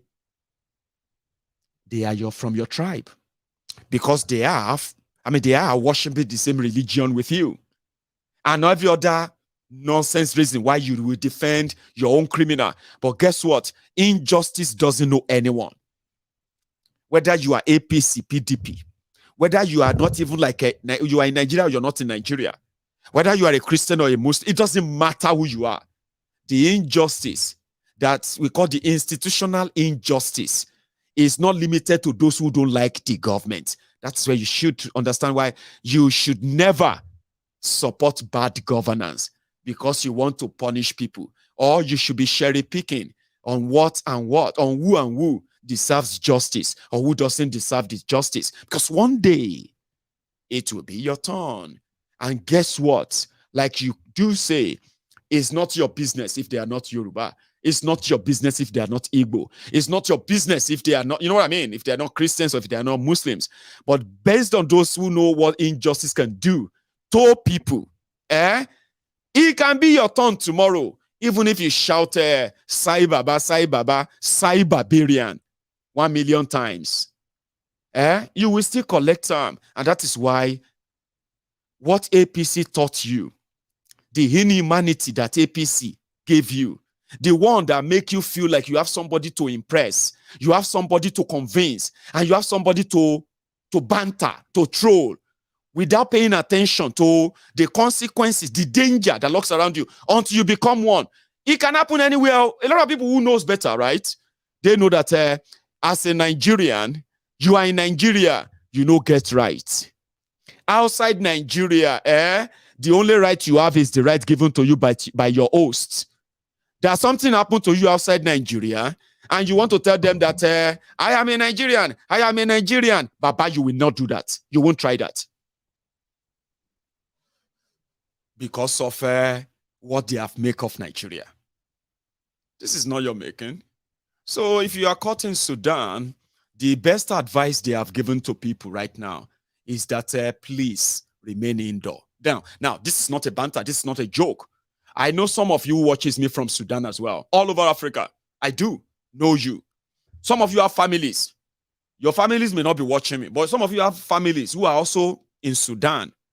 The only available advice from the government of Nigeria is that please remain indoor until you have an information on how they are going to process your evacuation. Don't just walk around. Don't join crowd people of moving somewhere. It may not be good for you, especially. Remember, you are still black, even though you are in Africa. Baba, you may have a long beard that signifies that you are a real Muslim, dedicated one, and also a foreigner. It doesn't guarantee that you are not going to get to be kind of put aside for different reasons. It is better advice. Please stay indoor. Please. That's the advice they have given. And as usual, you are there, and there are many information that are being passed around on social media and then elsewhere. I wish you all the best. But if you are waiting for Buhari, if you are waiting for others from, I told you, this must be Dre. Now, I'm gonna Dre Sean. So I have Dre. I got a Dre Lake on TikTok. Dre Lake on TikTok is acting like Dre Sean of YouTube. So for some of you who are watching from TikTok, let me show you what Dre Sean is capable of, okay? Dre, I haven't read your comment, but I haven't seen you in a while. So Dre, I'm going to show these guys what you usually do that made me think the Dre Lake was you. Okay, I don't know. So that's Dre Sean. Brother, I have missed you. It's been a while. Anyway, let's take it further. So, thank you very much, by the way, Dre. Mayegu, I'm still here. For the past 15 months, I have become a silent watcher. For the past 11 years, I'm so honored to see you go from that radical Ijebu boy to the daddy Gio of Temple of Truth. Our ancestors are with you. Ise Ashewa. Thank you, Baba. I appreciate you. I just miss you. Somebody just reminded me of you, and I'm like, Dre Sean. And indeed, you are a legend. So thank you for that. So if you are in Sudan, please don't join them in jumping on any bus they say they are going to the border. Please don't. And may the universe protect you. Now let's go to the other one, because the context generally is this. This is the work of someone who, and I'm going to bring up the person's name, is right at the bottom of this. So the illustration is by AFP, by Joseph Ngari, a journalist, okay? So this is what Sudan actually is right now, the situation, okay? According to them, they said over 300 people, and now it's over 460 people that have been killed already, all right? So then there is no aviation, which means, you know, no kind of, no fly zone. They call it no fly zone. Now, which means you can't fly in, you can't fly out. If you try it, they can shoot you down. They can shoot the plane down. So they will have to use another means. Now, they are experiencing what they call the diplomatic dilemma. Now, diplomatic dilemma is that this part of trying to resolve and get people out. Ordinarily, it shouldn't be hard, it shouldn't be tough, but because they don't know who to talk to, and they don't know how much of this control territory will agree or work with whatever the ceasefire or any arrangement. So this bottleneck, they are facing that. I'm so sorry if you're watching on on TikTok, you can't see this. Sorry. But for those who are watching on YouTube, they are seeing what I'm explaining. So proxy war, they say war threatens the interests of Russia, China, Saudi Arabia, and UAE. UAE sees Emeti as a bulwark against Islamists. His forces have fought alongside Wagner in Car. They've won favor with UAE and Saudi Arabia because they have gold and all that to trade. So they could get, they are being given enough weapon anyway. So disruption of Wagner's gold operation. And then what else? The port, you see all those ports, like I advise, please don't follow them there. It is for your own interest. And the airport as well, you should not take the risk.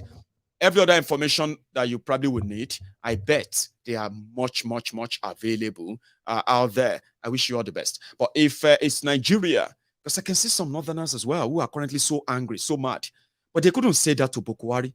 They are mad at Abike Dabiri. That Abike Dabiri is doing nothing to bring the people from Sudan.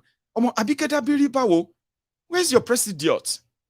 They can't mention his name. Anyway, I am going to meanwhile, just in addition, this is just on the side, the Kolu people, they still insist that if you are not comfortable with what happened, go to court, they said, right?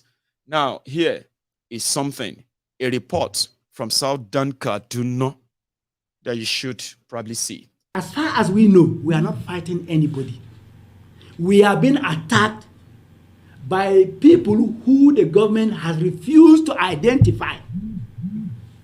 Government has refused to say it knows, even though it went searching for them as far as Mali and Senegal to pay them compensation.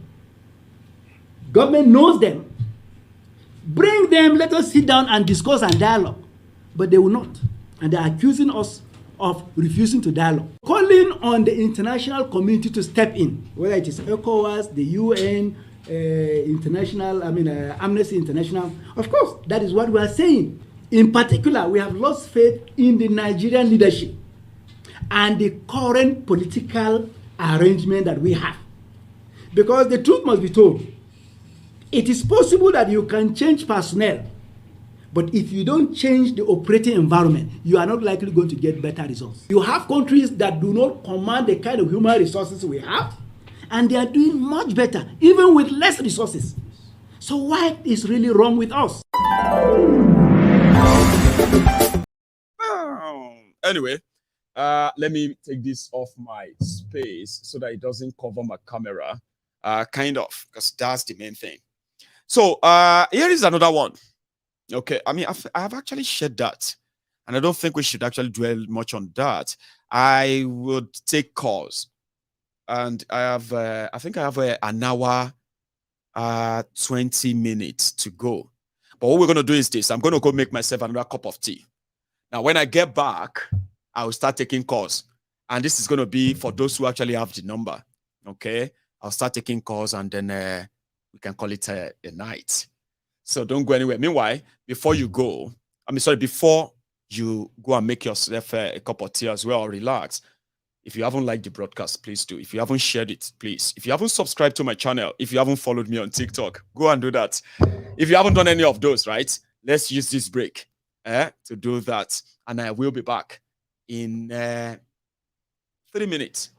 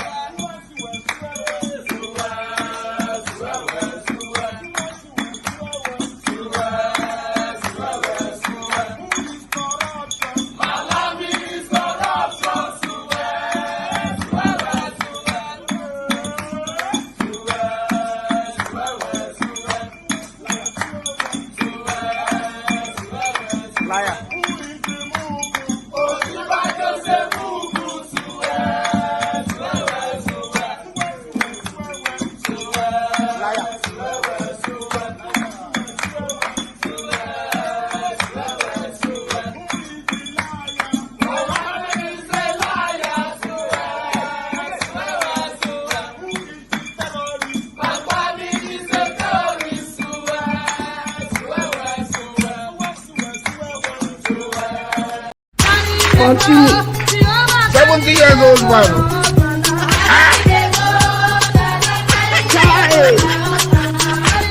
He thought you. Jesus is Lord. Woman, he thought you. Continue. 70 years old man.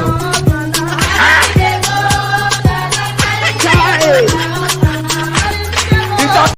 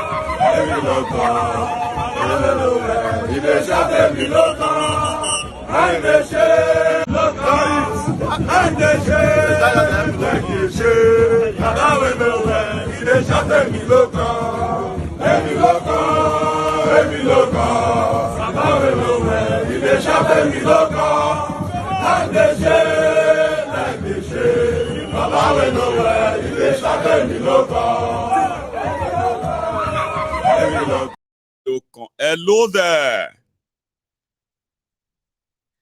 I actually thought I got you connected. Can you hear me? Okay, hang on. I got you now. I got you. Can you hear me now? Yes, sir. My good evening, sir. How are you, brother? Good evening to you. I'm fine, sir. Yes, sir. We are actually following you on TikTok, so I'm actually watching you on TikTok right now. Oh my, I got to over 200 on TikTok, 200 people, 200 live. One day I'm going to get to 20,000. You will see. Watch. Today is my 4th day. 4 days, the 4th day on TikTok. Maybe they are not Igbalejo or team around. They don't know that this guy, okay. Give me just another 1 or 2 months, You will see film there. So you are following. Of course, we are there. We are there right now. So, I need moderators who can help me chase those disturbing the rats. You actually need a moderator right now. What? You actually need a moderator on that. I know. Because we can see some people that are those called people. We are see them right there. Don't worry. We'll do so, that. Thank you. Thank you too, and I can't thank you. As in, you've been a light. We actually like you, and we continue like you. I so much learn a lot from you, and I will continue to be more grateful to you because you've really shown me that there is more to all these things we are seeing in this country. And my heart goes to the appointment in Sudan. God will protect them because I can't say that one their government is protect them because I can see what other countries they are doing to bring their people home. But our own people here, they just go down to the television station to the broadcasting on. I don't know what you guys need to do. You are now broadcasting it. We need action. Not you coming to social media and be saying all sorts of things. And also, there was a time that you mentioned that there going to be a time that the Nigerian government they are going to gather all these media stations, and now it is happening now. We cannot even speak to. There was a time I want to call. I called the radio station. I was trying to make my anger. No. Loud. Do you know what they did? They just cut it off, and I understand them. I don't understand them because anything people say, they are going to start showing them 5 million, 10 million. They are getting up media. We can't speak up. We can't speak up. So thank you for giving all this platform for us to share our view. Yes. Thank you so much. Let me take another one. I've been struggling to hear all that because of the echoing call. But I have another caller. Listen. Hello there. Hello. Hello, ma. You need to help me mute that broadcast. And possibly, if you have to walk away from it, yeah, it's kind of echoing. Okay, can you hear me now? Yes, ma'am. I can hear you loud and clear. All of us. My good. First of all, I'm calling from Houston, Texas. Okay. From Houston, Texas. I don't. Ma'am. Yes. I don't know if you're live. I am live because if you can see me, right? If you're watching, look at me. I'm raising my hand on the screen. Give it 10 seconds. Okay. Eh? Okay, hold on. Let me see something because I need to. Okay, I'll keep waving until you see it. I'll keep waving until you see it. Hold on. I want to on the TV. All right, ma'am. Okay. My God, I'm watching the wrong one. Oh, you're watching the wrong one, but good enough. You are now calling into a live broadcast. Because I've been calling you since God knows forever. I know. You don't understand? I do I've understand. I've been calling you, and you're not picking my call. I'm sorry. I'm so sorry. Now today is 22nd. Yes, ma'am. No, 23rd. I was actually on the 23rd program. Yeah. So if I do like this, you should see my hand up. Yeah. Let me do it again. Well, I'm still. Anyway, the good thing there is that it's good I got in touch with you. Well, you know something, ma. You know something, ma. Right?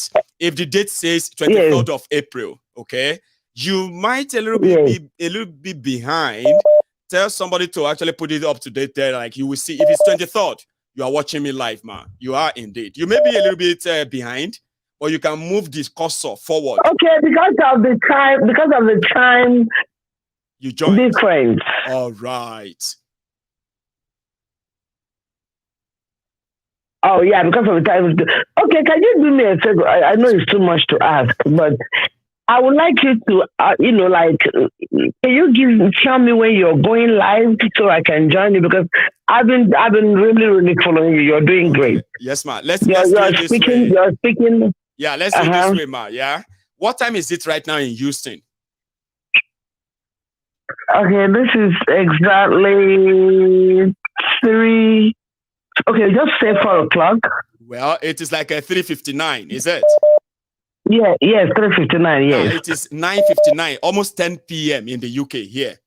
So what that means is that means Mayegun always go live at 1 p.m. Houston time every day. Oh, okay. 1 p.m. Yeah. Okay, not. Yeah. Yes. Okay, every day, right? Every day. And if I'm not gonna go live, once you come on here at that 1 p.m. Houston time and you don't see today's date on a broadcast, that means I may likely not be going live that night. And let me give you another secret, man. Yeah, let me give you another secret, man. Yeah. Usually, if I'm going to go live, I always set up 2 hours before I start, which means if you come to my channel on the YouTube around 11 a.m. in the morning, 11 a.m. Houston time, you will see a sort of a waiting page. It's not going to play. You won't see anything played. It's just a still image that will tell you a scheduled broadcast, and it will start at 1 p.m. in the afternoon, your time. I think it's easier that way. Yeah, it's easier that way, man, to understand it. 1 p.m. is when Mayegun starts. 11 a.m. is when it's set up. So if I wait for Mayegun till 12... What is today's caption? Is it caption Obi versus Tinubu? And then with a quoted raise have no political party. And if you put up... Okay, raise your hand again. I'm wearing red. I'm wearing red. You're wearing red? Yeah. Yes. It's the date. Once you see the date on, that's me live. Okay, you see what? I'm not going to... You know what I did now, man? I just on the TV a little bit to hear your voice. So we are behind. I'm talking to you. I can see you. You need to move the cursor forward so that you can be up to date. And in fact, you can get to see this part you and I are currently acting. Yes. Okay. Yes, that's good. It's good I got you. It's good I spoke with you. Your biggest fan, you speak my mind all the time. Thanks, sometimes I feel like crying because I'm a Nigerian. Sometimes I don't know what to do. Sometimes it's hard to believe that we are from Nigeria. But you know what, man? God will bless you. Amen. God will give us the strength to keep fighting this. Amen. God will triumph in the end. Because we see everything that we went through during the presidential election, we were actually trusting God. It's not all about Obi. The thing was that when we look at the whole thing, we look at the 3 candidates, we said, okay, Obi is about the best thing that will ever happen to us. It has nothing to do with tribe.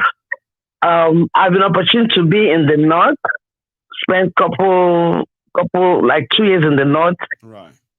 And they are the best people you can think of. They were nice, very hospitable, you know. And then I lived in Lagos for all my life before I came to America. Never had any problem with anybody. They sold the land to me. I have a house in Lagos. Never had problem. But the thing is, I live in US right now.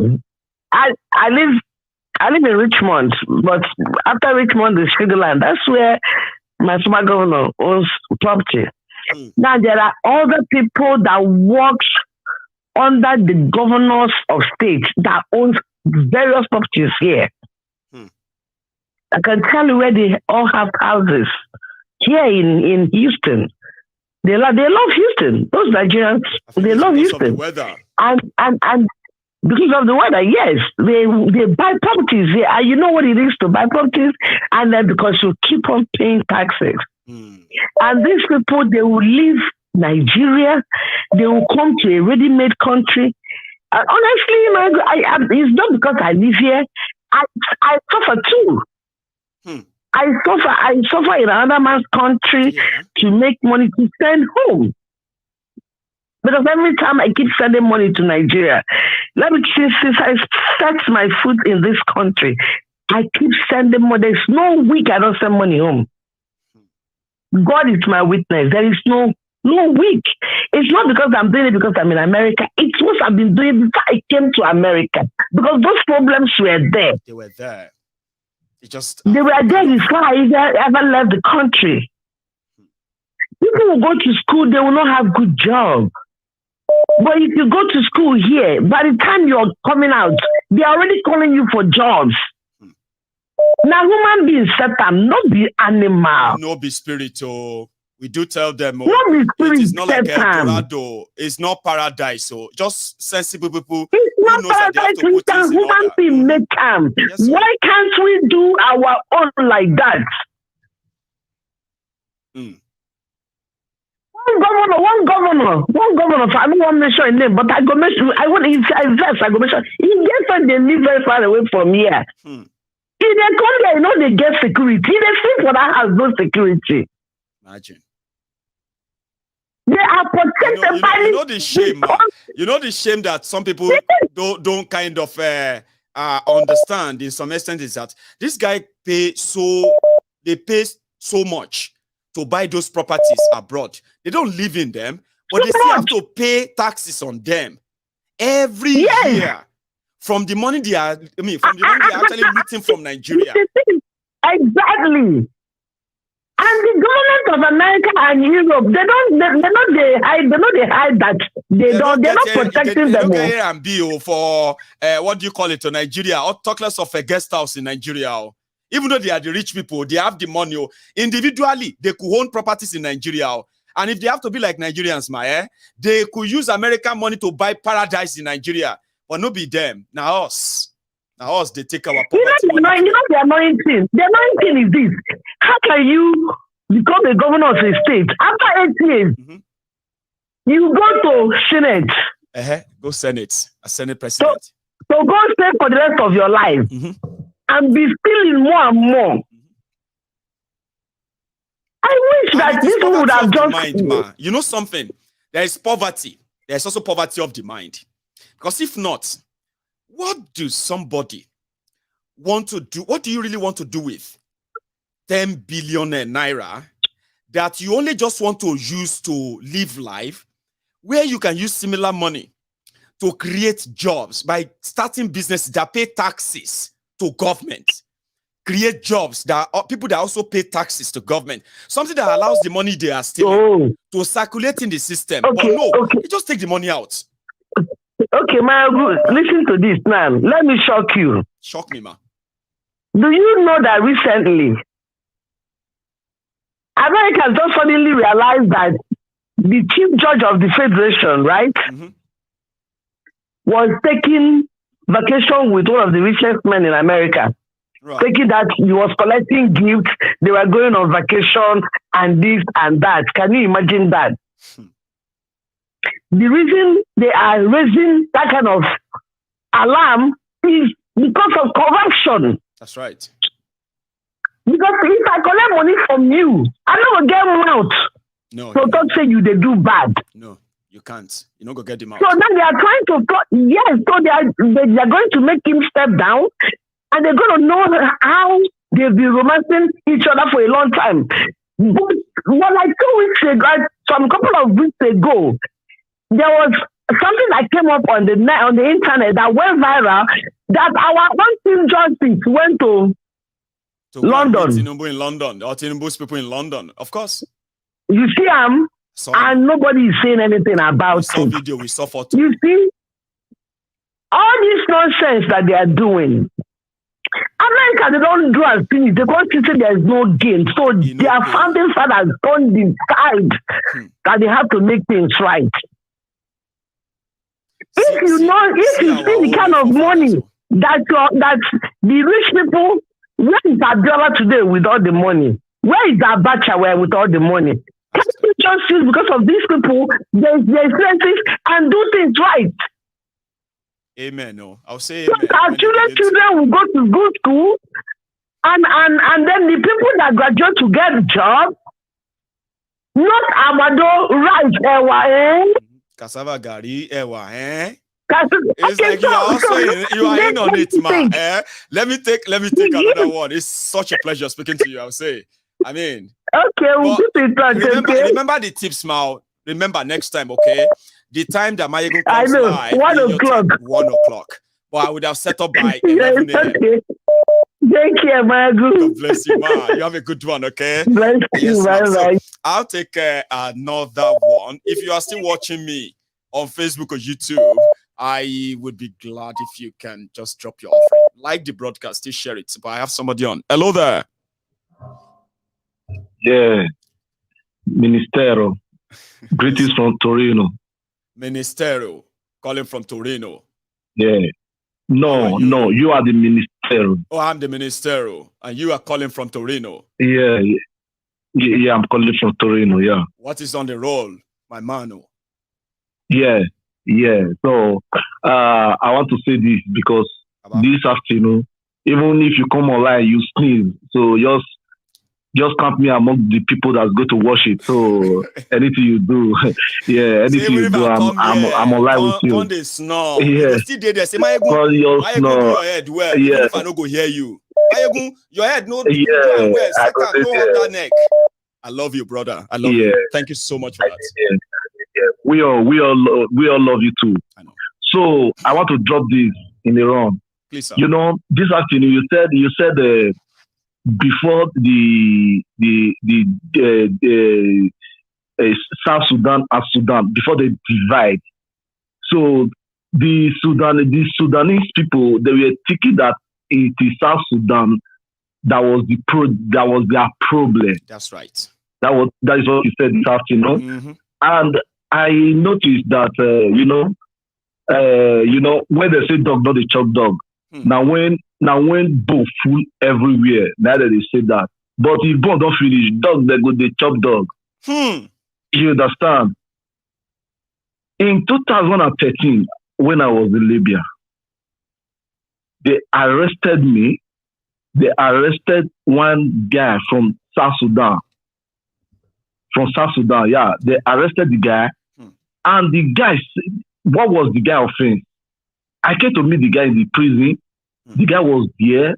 Even the other countries that came with the guy that they arrested there together, the guy, they leave those people. They are still holding this guy. When I came there, so based on as I'm a professional in my job. Right. So when they see, okay, this guy is a half professional, they just appoint me to the prison, working for them without pay.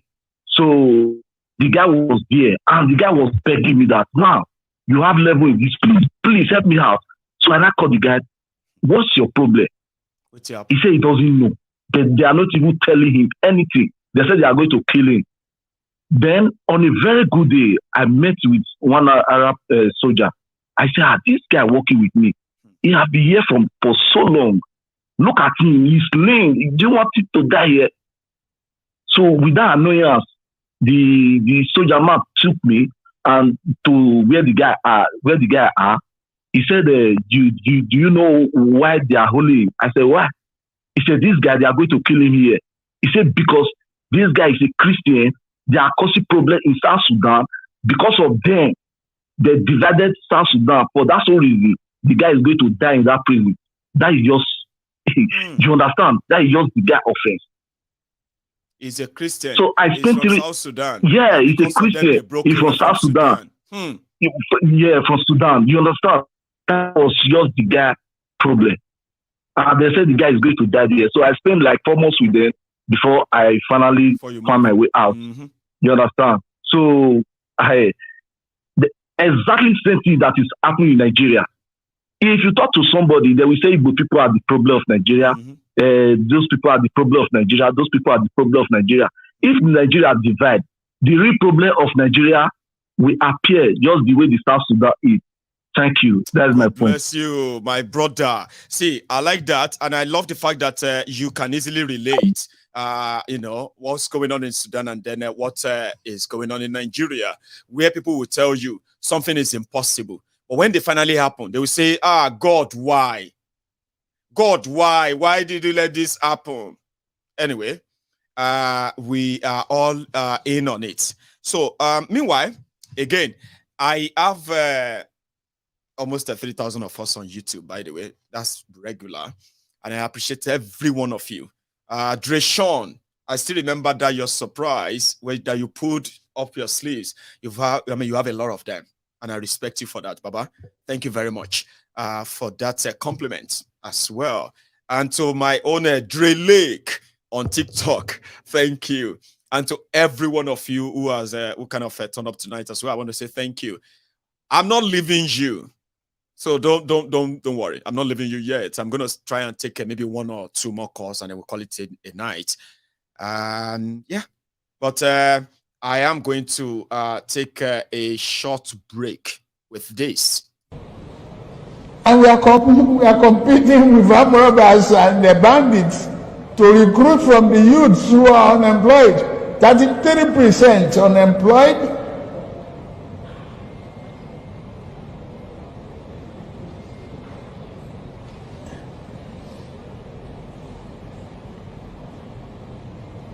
Recruit 50 million youths into the army and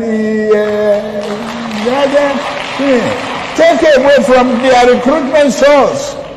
What they will eat? Cassava, agbado, corn in the morning, yam in the afternoon. It's growing here. You create demand and consumption.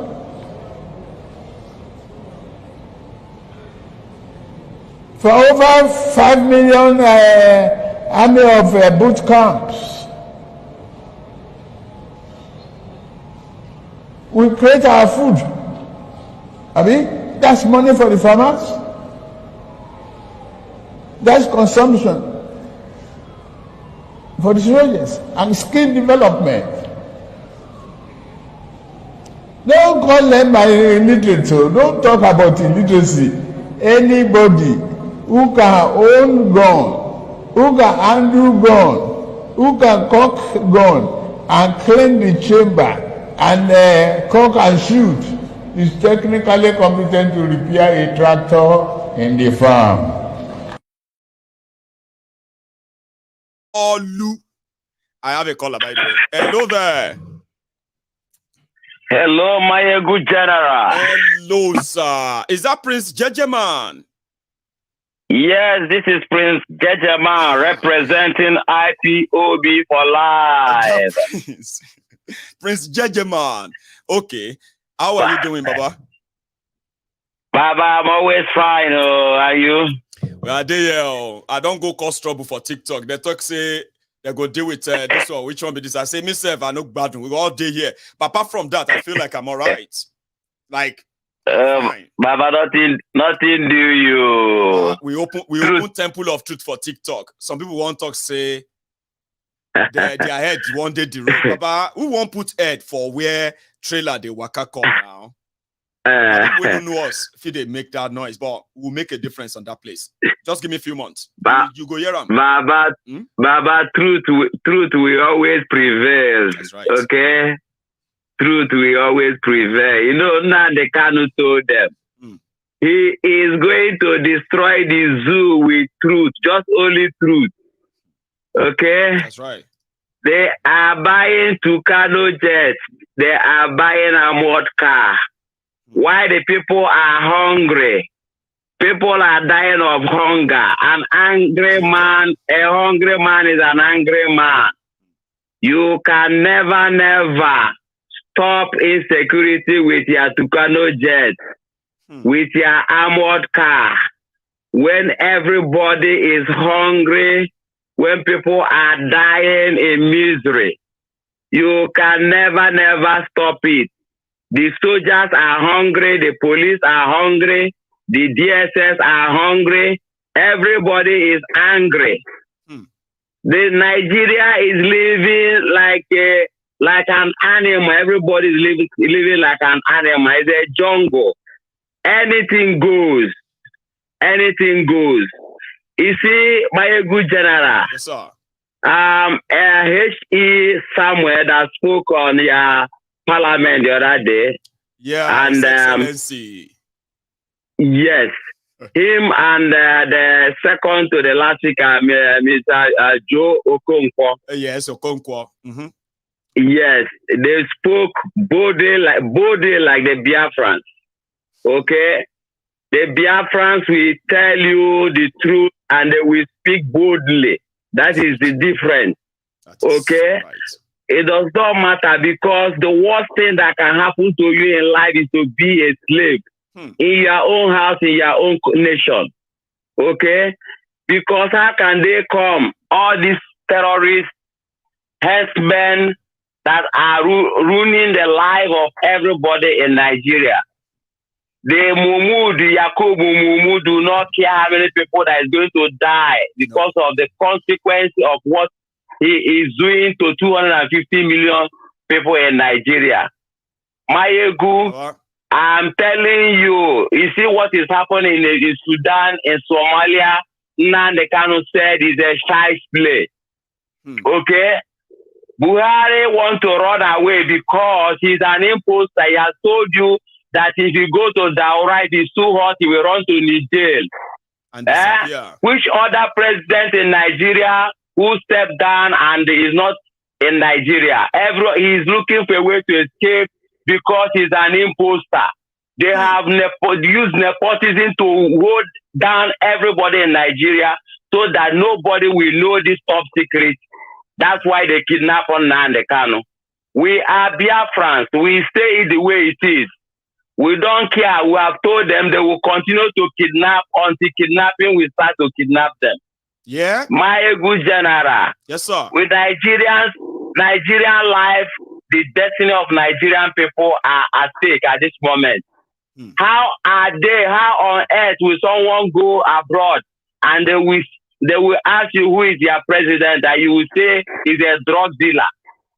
Bola Ahmed Tinubu, how can you, which faith will you stand? The person that the whole world is aware. Ghanaians are laughing us, Togo are laughing us, all these Benin Republic, people that are near, nations that are not very small, very tiny, they are laughing us.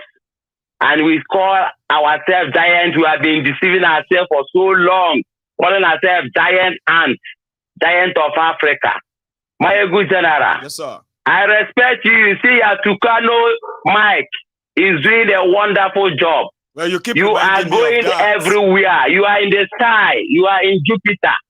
They cannot stop what is coming, my good general. No, they can't. They can't stop it. You see people that come to your program and begin to tell us that nothing will happen. Something will happen, my Our destiny is at stake. Our destiny is at stake. Even the DSS, all of them are tired. If they tell themselves the truth, they are all youth, my good general. You understand me? If the whole Nigeria troop out, all these terrorists from Niger that are in our military, in our police, and our DSS, they will run away and we'll get our life back. That is what I'm telling you, my good general. They are holding Nnamdi Kanu a prophet. They cannot hold his word. His word is still blazing. The whole nation are still hearing his word. Right. They are keeping him. They are wasting their time, my good general. Thank you so much. This evening, I am blazing because I'm coming from London Marathon. IPOB was at the London Marathon today. Okay, we are live there and we fly the flag of Biafra, showing the whole world that Biafra is coming. The police are there, the army are there. They saw the black of the IPOB and their flag. and they know that Biafra is coming, Oduduwa is coming, a Middle Belt Nation is coming. Something will happen. Let nobody come to your program and tell you that nothing will happen. Why everybody is hungry? Everybody is angry. Yes, sir. They cannot load a drug lord or no upon us, my good general. God bless you. God bless you. God bless you. Yeah, that would be like let's share his message for that for this auspicious time as well. Somebody who defeated Nigeria in their own courts, but they are so shameless that they can't even honor their own courts. They still have to keep him. Don't forget.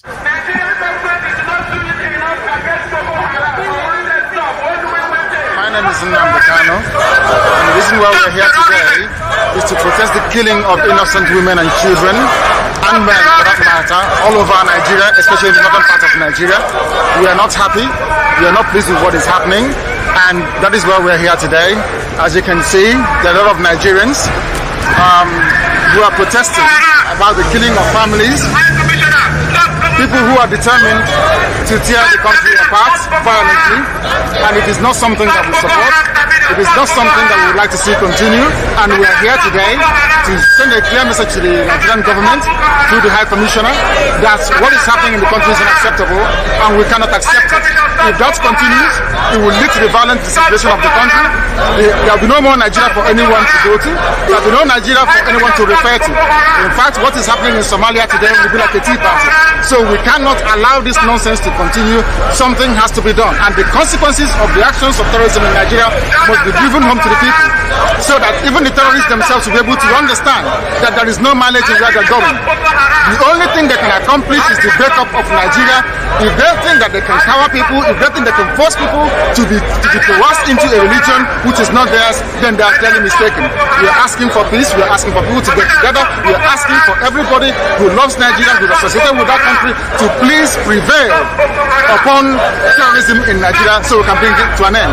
That is why a multitude of Nigerians are gathered here today. Those of us in the UK are determined to work with the government for peace. We are determined to work with the International Community for peace. But one thing we cannot stomach is a repeat of 1966. What is happening today in Nigeria was the reason why Nigeria fought a bitter civil war for 3 years between 1967 and 1970.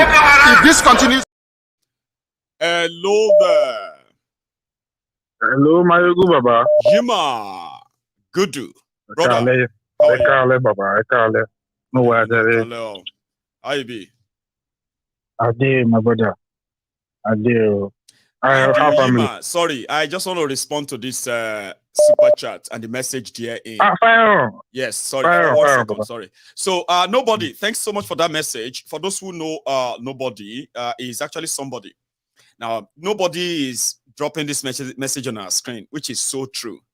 3 years after EndSARS, there are still young people that the rotten establishment in Nigeria, the police and their court, have denied justice for being arrested for the EndSARS protest. They didn't do anything, they were just arrested for being part of the protest, not committed anything. And they continue to adjourn. And there are many of them. At a point, I heard that they have about 9 of them in Ibadan or thereabout from 2020. That is part of the injustice, the cruelty of what Nigeria represents. And tell me, how are you going to actually process that and say the strength of our hero past shall never be in vain? To enslave us is the dream of our hero past, Abi. Yima, you did it. Baba, our family, Baba. About Deo, with Deo. Thank you so much for asking.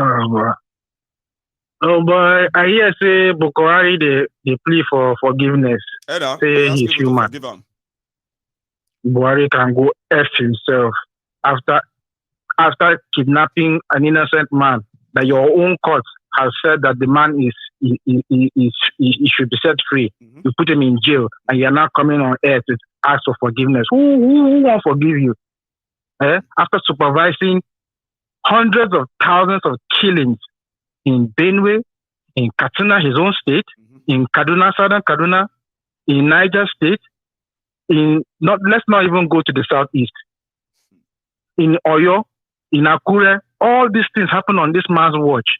That's right. Jailbreak in Edo, jailbreak in Abuja, jailbreak in Kogi,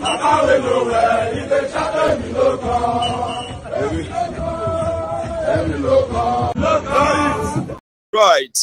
Sorry, everybody. I think we froze. We just good enough. I didn't give you any funny look or so when I froze. So yeah, my caller is still on the line. He's gonna be my second to the last caller anyway. So, sir, sorry for that break in transmission. You were telling us something about your colleagues, sir. Go on. Yeah. They were like, oh, Tinubu is gonna do another 4 years and he will do another 4 years. This is not the first time they are like, are you people, are you people insane? Okay, look at it. Some of us here, when we want to buy home, we will buy home because we have jobs, we have a good credit scores. We'll buy home and the American government will give us like, okay, pay for 30 years, pay for 25 years, and we'll be paying mortgage. Yes. Good enough. And somebody, a minister in Nigeria will come over here and buy the same house and pay cash. Yes.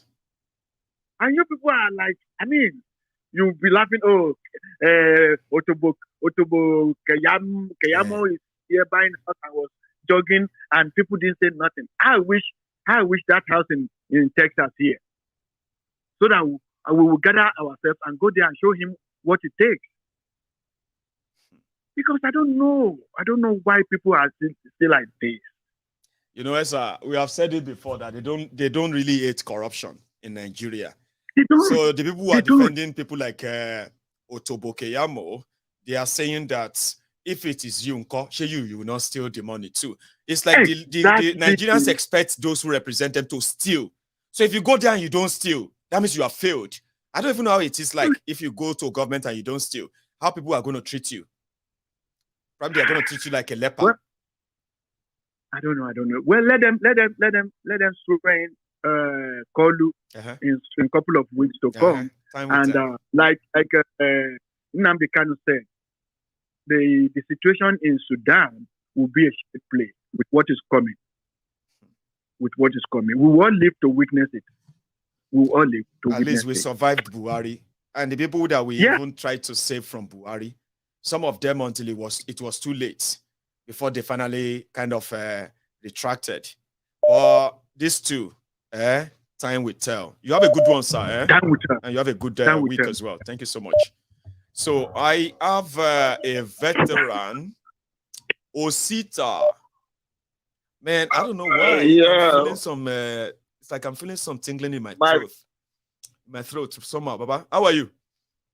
Why don't you just sip something, then we can continue? No, I think I've spoken. It's like I've been talking for the past 8 hours today. Okay, so I had a broadcast. I had a meeting. Then I'm back on the broadcast again, and it seems that I've actually talked too much today.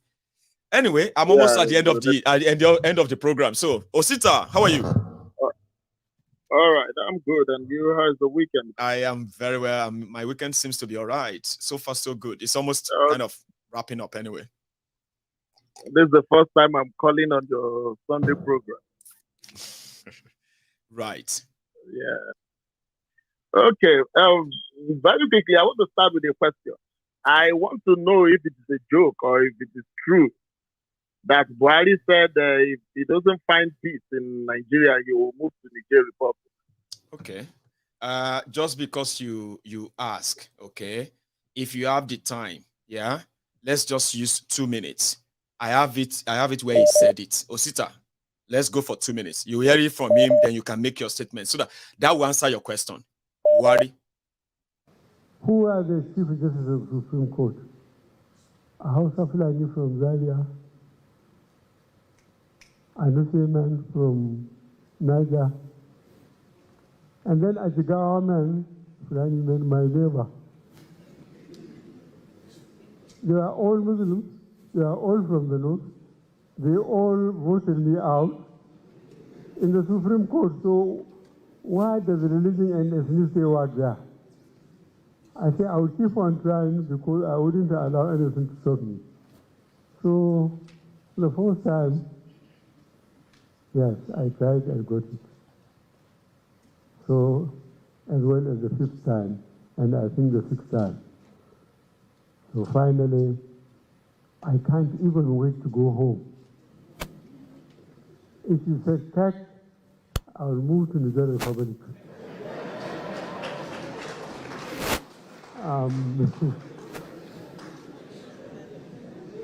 I think Osita, did you hear that? Now, let me say something. The first thing is that look at Isuodara. Hang on, Osita. I don't know what happened to your line. It used to be very clear. For now, it's more like cloudy that we could barely hear you. So, right, you check. Yeah, can you hear me now? Yes, better. Osita. Okay. I said, look at the Isuodara. The one that the Benin people will call as Zoe Umbeme. Look at his face. In the first place, who told you you won election that they were cheating you out in Supreme Court? Who told him? Who gave him that folktale? That is what Igbo people call Ifo. Who gave you that folktale?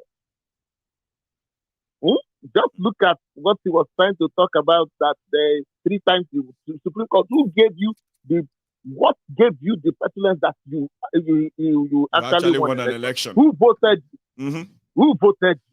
If it is not Kolu that convinced people, who voted you in the first place? Nobody voted you. You don't even know what it means to be a Democrat. You don't even know what it means to go into election, because it is your utterances as the president, I mean, as a contestant, that brought about all this killing in the north that spread to the south. You don't even understand the meaning of what it takes. Have you ever campaigned before in your life? Have you ever stand in debate in your life? But I am so sorry. This is where we have gotten ourselves into. I know.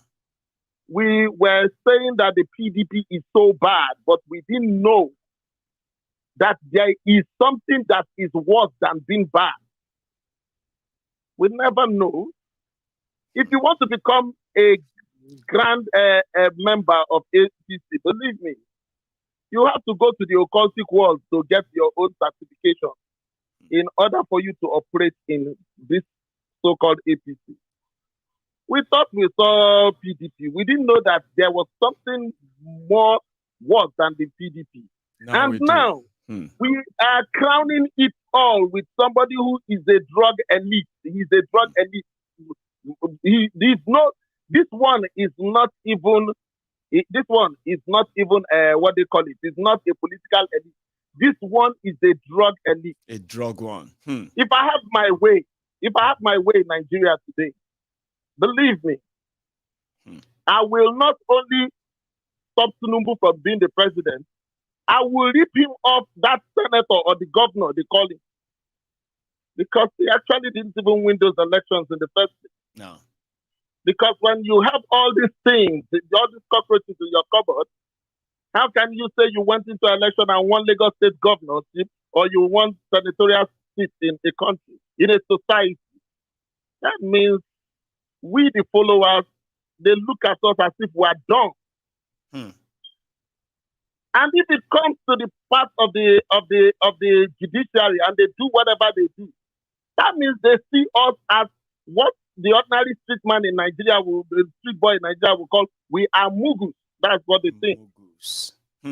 It is hard time that we have to stand up. Not just because of I'm an Igbo man or you are a Yoruba man, you are ethnic, you are a Igbo. But think about it, that these same people, they have cheated my own generation, because my own generation, I'm in my mid-40s, and my generation, if you look at the age bracket, you will see that it is the age mate of Tinubu that our father. But now, they are crippling into our own children, want to eat our own children the way they ate us. Is it not time for us to stand up, not just to look at, this obedience, the Gen Z, but we ourselves too, people of our generation, will have to stand up with them to fight this fight. Thank you so much. I'm telling you, Mm-hmm. anybody who tells you that Nigeria can get better, Nigeria, look, let me tell you, Nigeria is not going to get better. Nigeria is never going to get better. There are no pointers. Every effort to try and do something that could make it look like it will get better, they thwart them. Yeah. And then they bastardize every other thing else they kind of have left. You see, let me give you one secret. Let me give you one secret. Maybe people have not thought, because most of the time when I listen to programs, I listen to what the contributors are saying. I sit down, I check, I make checks and balances. I can actually bring out the truth.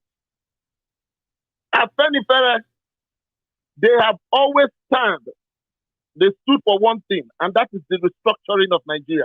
They carried it on their head. And that's why they are actually supporting Obi, because he promised them that they will open the conversation around restructuring. I remember that. That is the subject. But I'm telling you, if you look at the process at which you are going to get that thing done, that process, believe me, it will not happen. Yeah, they will thwart it based on the current settings. It will. Based on if you ask the Northerners, they will tell you it's a game of numbers. Yes. If you put it on the game of numbers, what they have in the National Assembly and what they have as governors and states and local governments, they will kill it because it's not in their interest. And local government, you will find out that this thing is not going to work. We only have one route out. That one route out, it is us. It depends on how we will react. Osita, my brother, thank you so much again, as always. Okay, for chipping in this as well tonight. Tomorrow is going to be another night. Princess has joined me on TikTok. All the rest. Yes, ma'am. Sorry, thanks you so much, man. So, Princess, I have made Princess to join TikTok. Now, Princess has left you all on YouTube, and she's gone to TikTok. She's currently, let me see if I can get her on. Princess, people were asking for Princess on TikTok. Now, Princess, let me see if I can get you on. Can you? Now, I am going to need a moderator on TikTok. You should put on the camera, but if you don't want to anyway, you can leave that out, okay? Because this is not YouTube, this is TikTok. People will only see you on TikTok.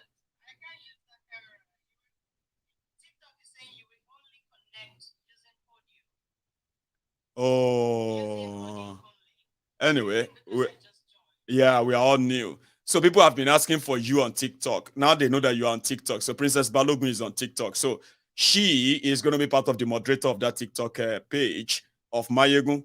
So when we see all those codes that are going to kind of want to call, as we do it now, Princess, a lot of people are already asking for you. And I remember telling you that. But we'll work that out. Somehow,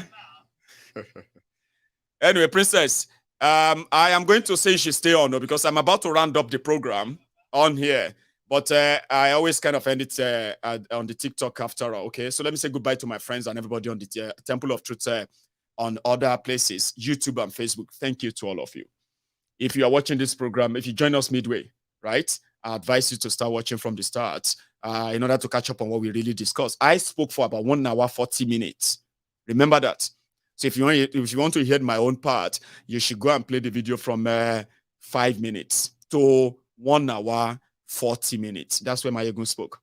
Then other brilliant people called in to add their own voice, add their own contribution and all of that from that moment on for another 1 hour. So this makes it a full broadcast tonight. So thank you. And to everybody who turned up and then, those who came with the super chat, the super thanks and all of that, I appreciate every one of you, including the messages that you attached to them. Now we're going to go and call it a night, especially on YouTube and Facebook. And I am going to see you some other time. Okay? Peace. I wish you all a wonderful evening or night, rather. Good night.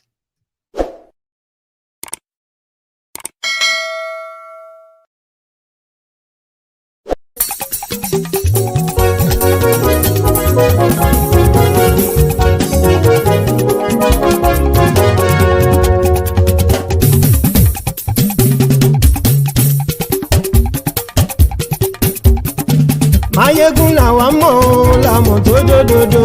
Mayegun diary na he be number one. Mayegun làwa mọ̀ làmọ̀ tó dòdòdò. Mayegun diary na he be number one. Mayegun ti dé o ọ̀rẹ́ ara ìlú. Mayegun diary na he be number one. Lórí Facebook lórí YouTube. Mayegun diary na he be number one. Gbogbo bó ṣe ń lọ ni Mayegun já wa sí. Mayegun diary na he be number one. Àṣírí ọ̀jẹ̀lú kì í bò níbẹ̀ o. Mayegun diary na he be number one. Bó bá ṣe eré àní Mayegun máa wí. Mayegun diary na he be number one. Ó sì tún ṣe eré wàá gbọ́ níbẹ̀ o. Mayegun diary na he be number one. Mayegun diary politico. Mayegun diary na he be number one. Godfatherism kò sí lọ́rọ̀ Mayegun. Mayegun diary na he be number one. Ẹ farabalẹ̀ sẹ́ o kẹgọ́rọ̀ lẹ́nu o. Mayegun diary na he be number one. Àní Mayegun làwa mọ̀ tó dòdòdò. Mayegun diary na he be number one.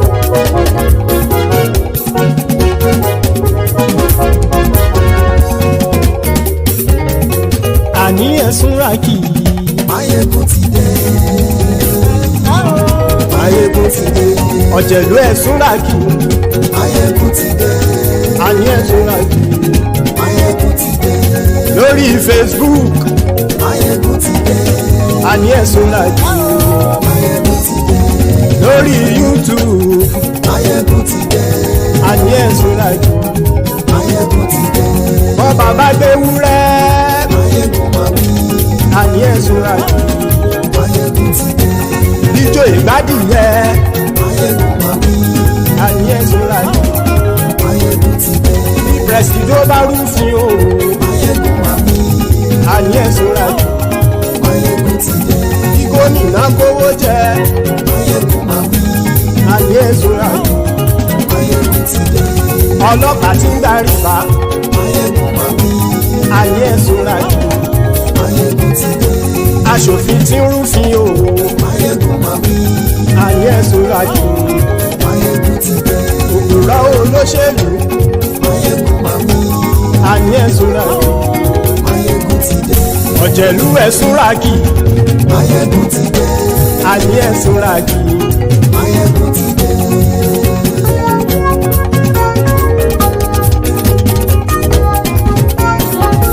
Mayegun ti dé.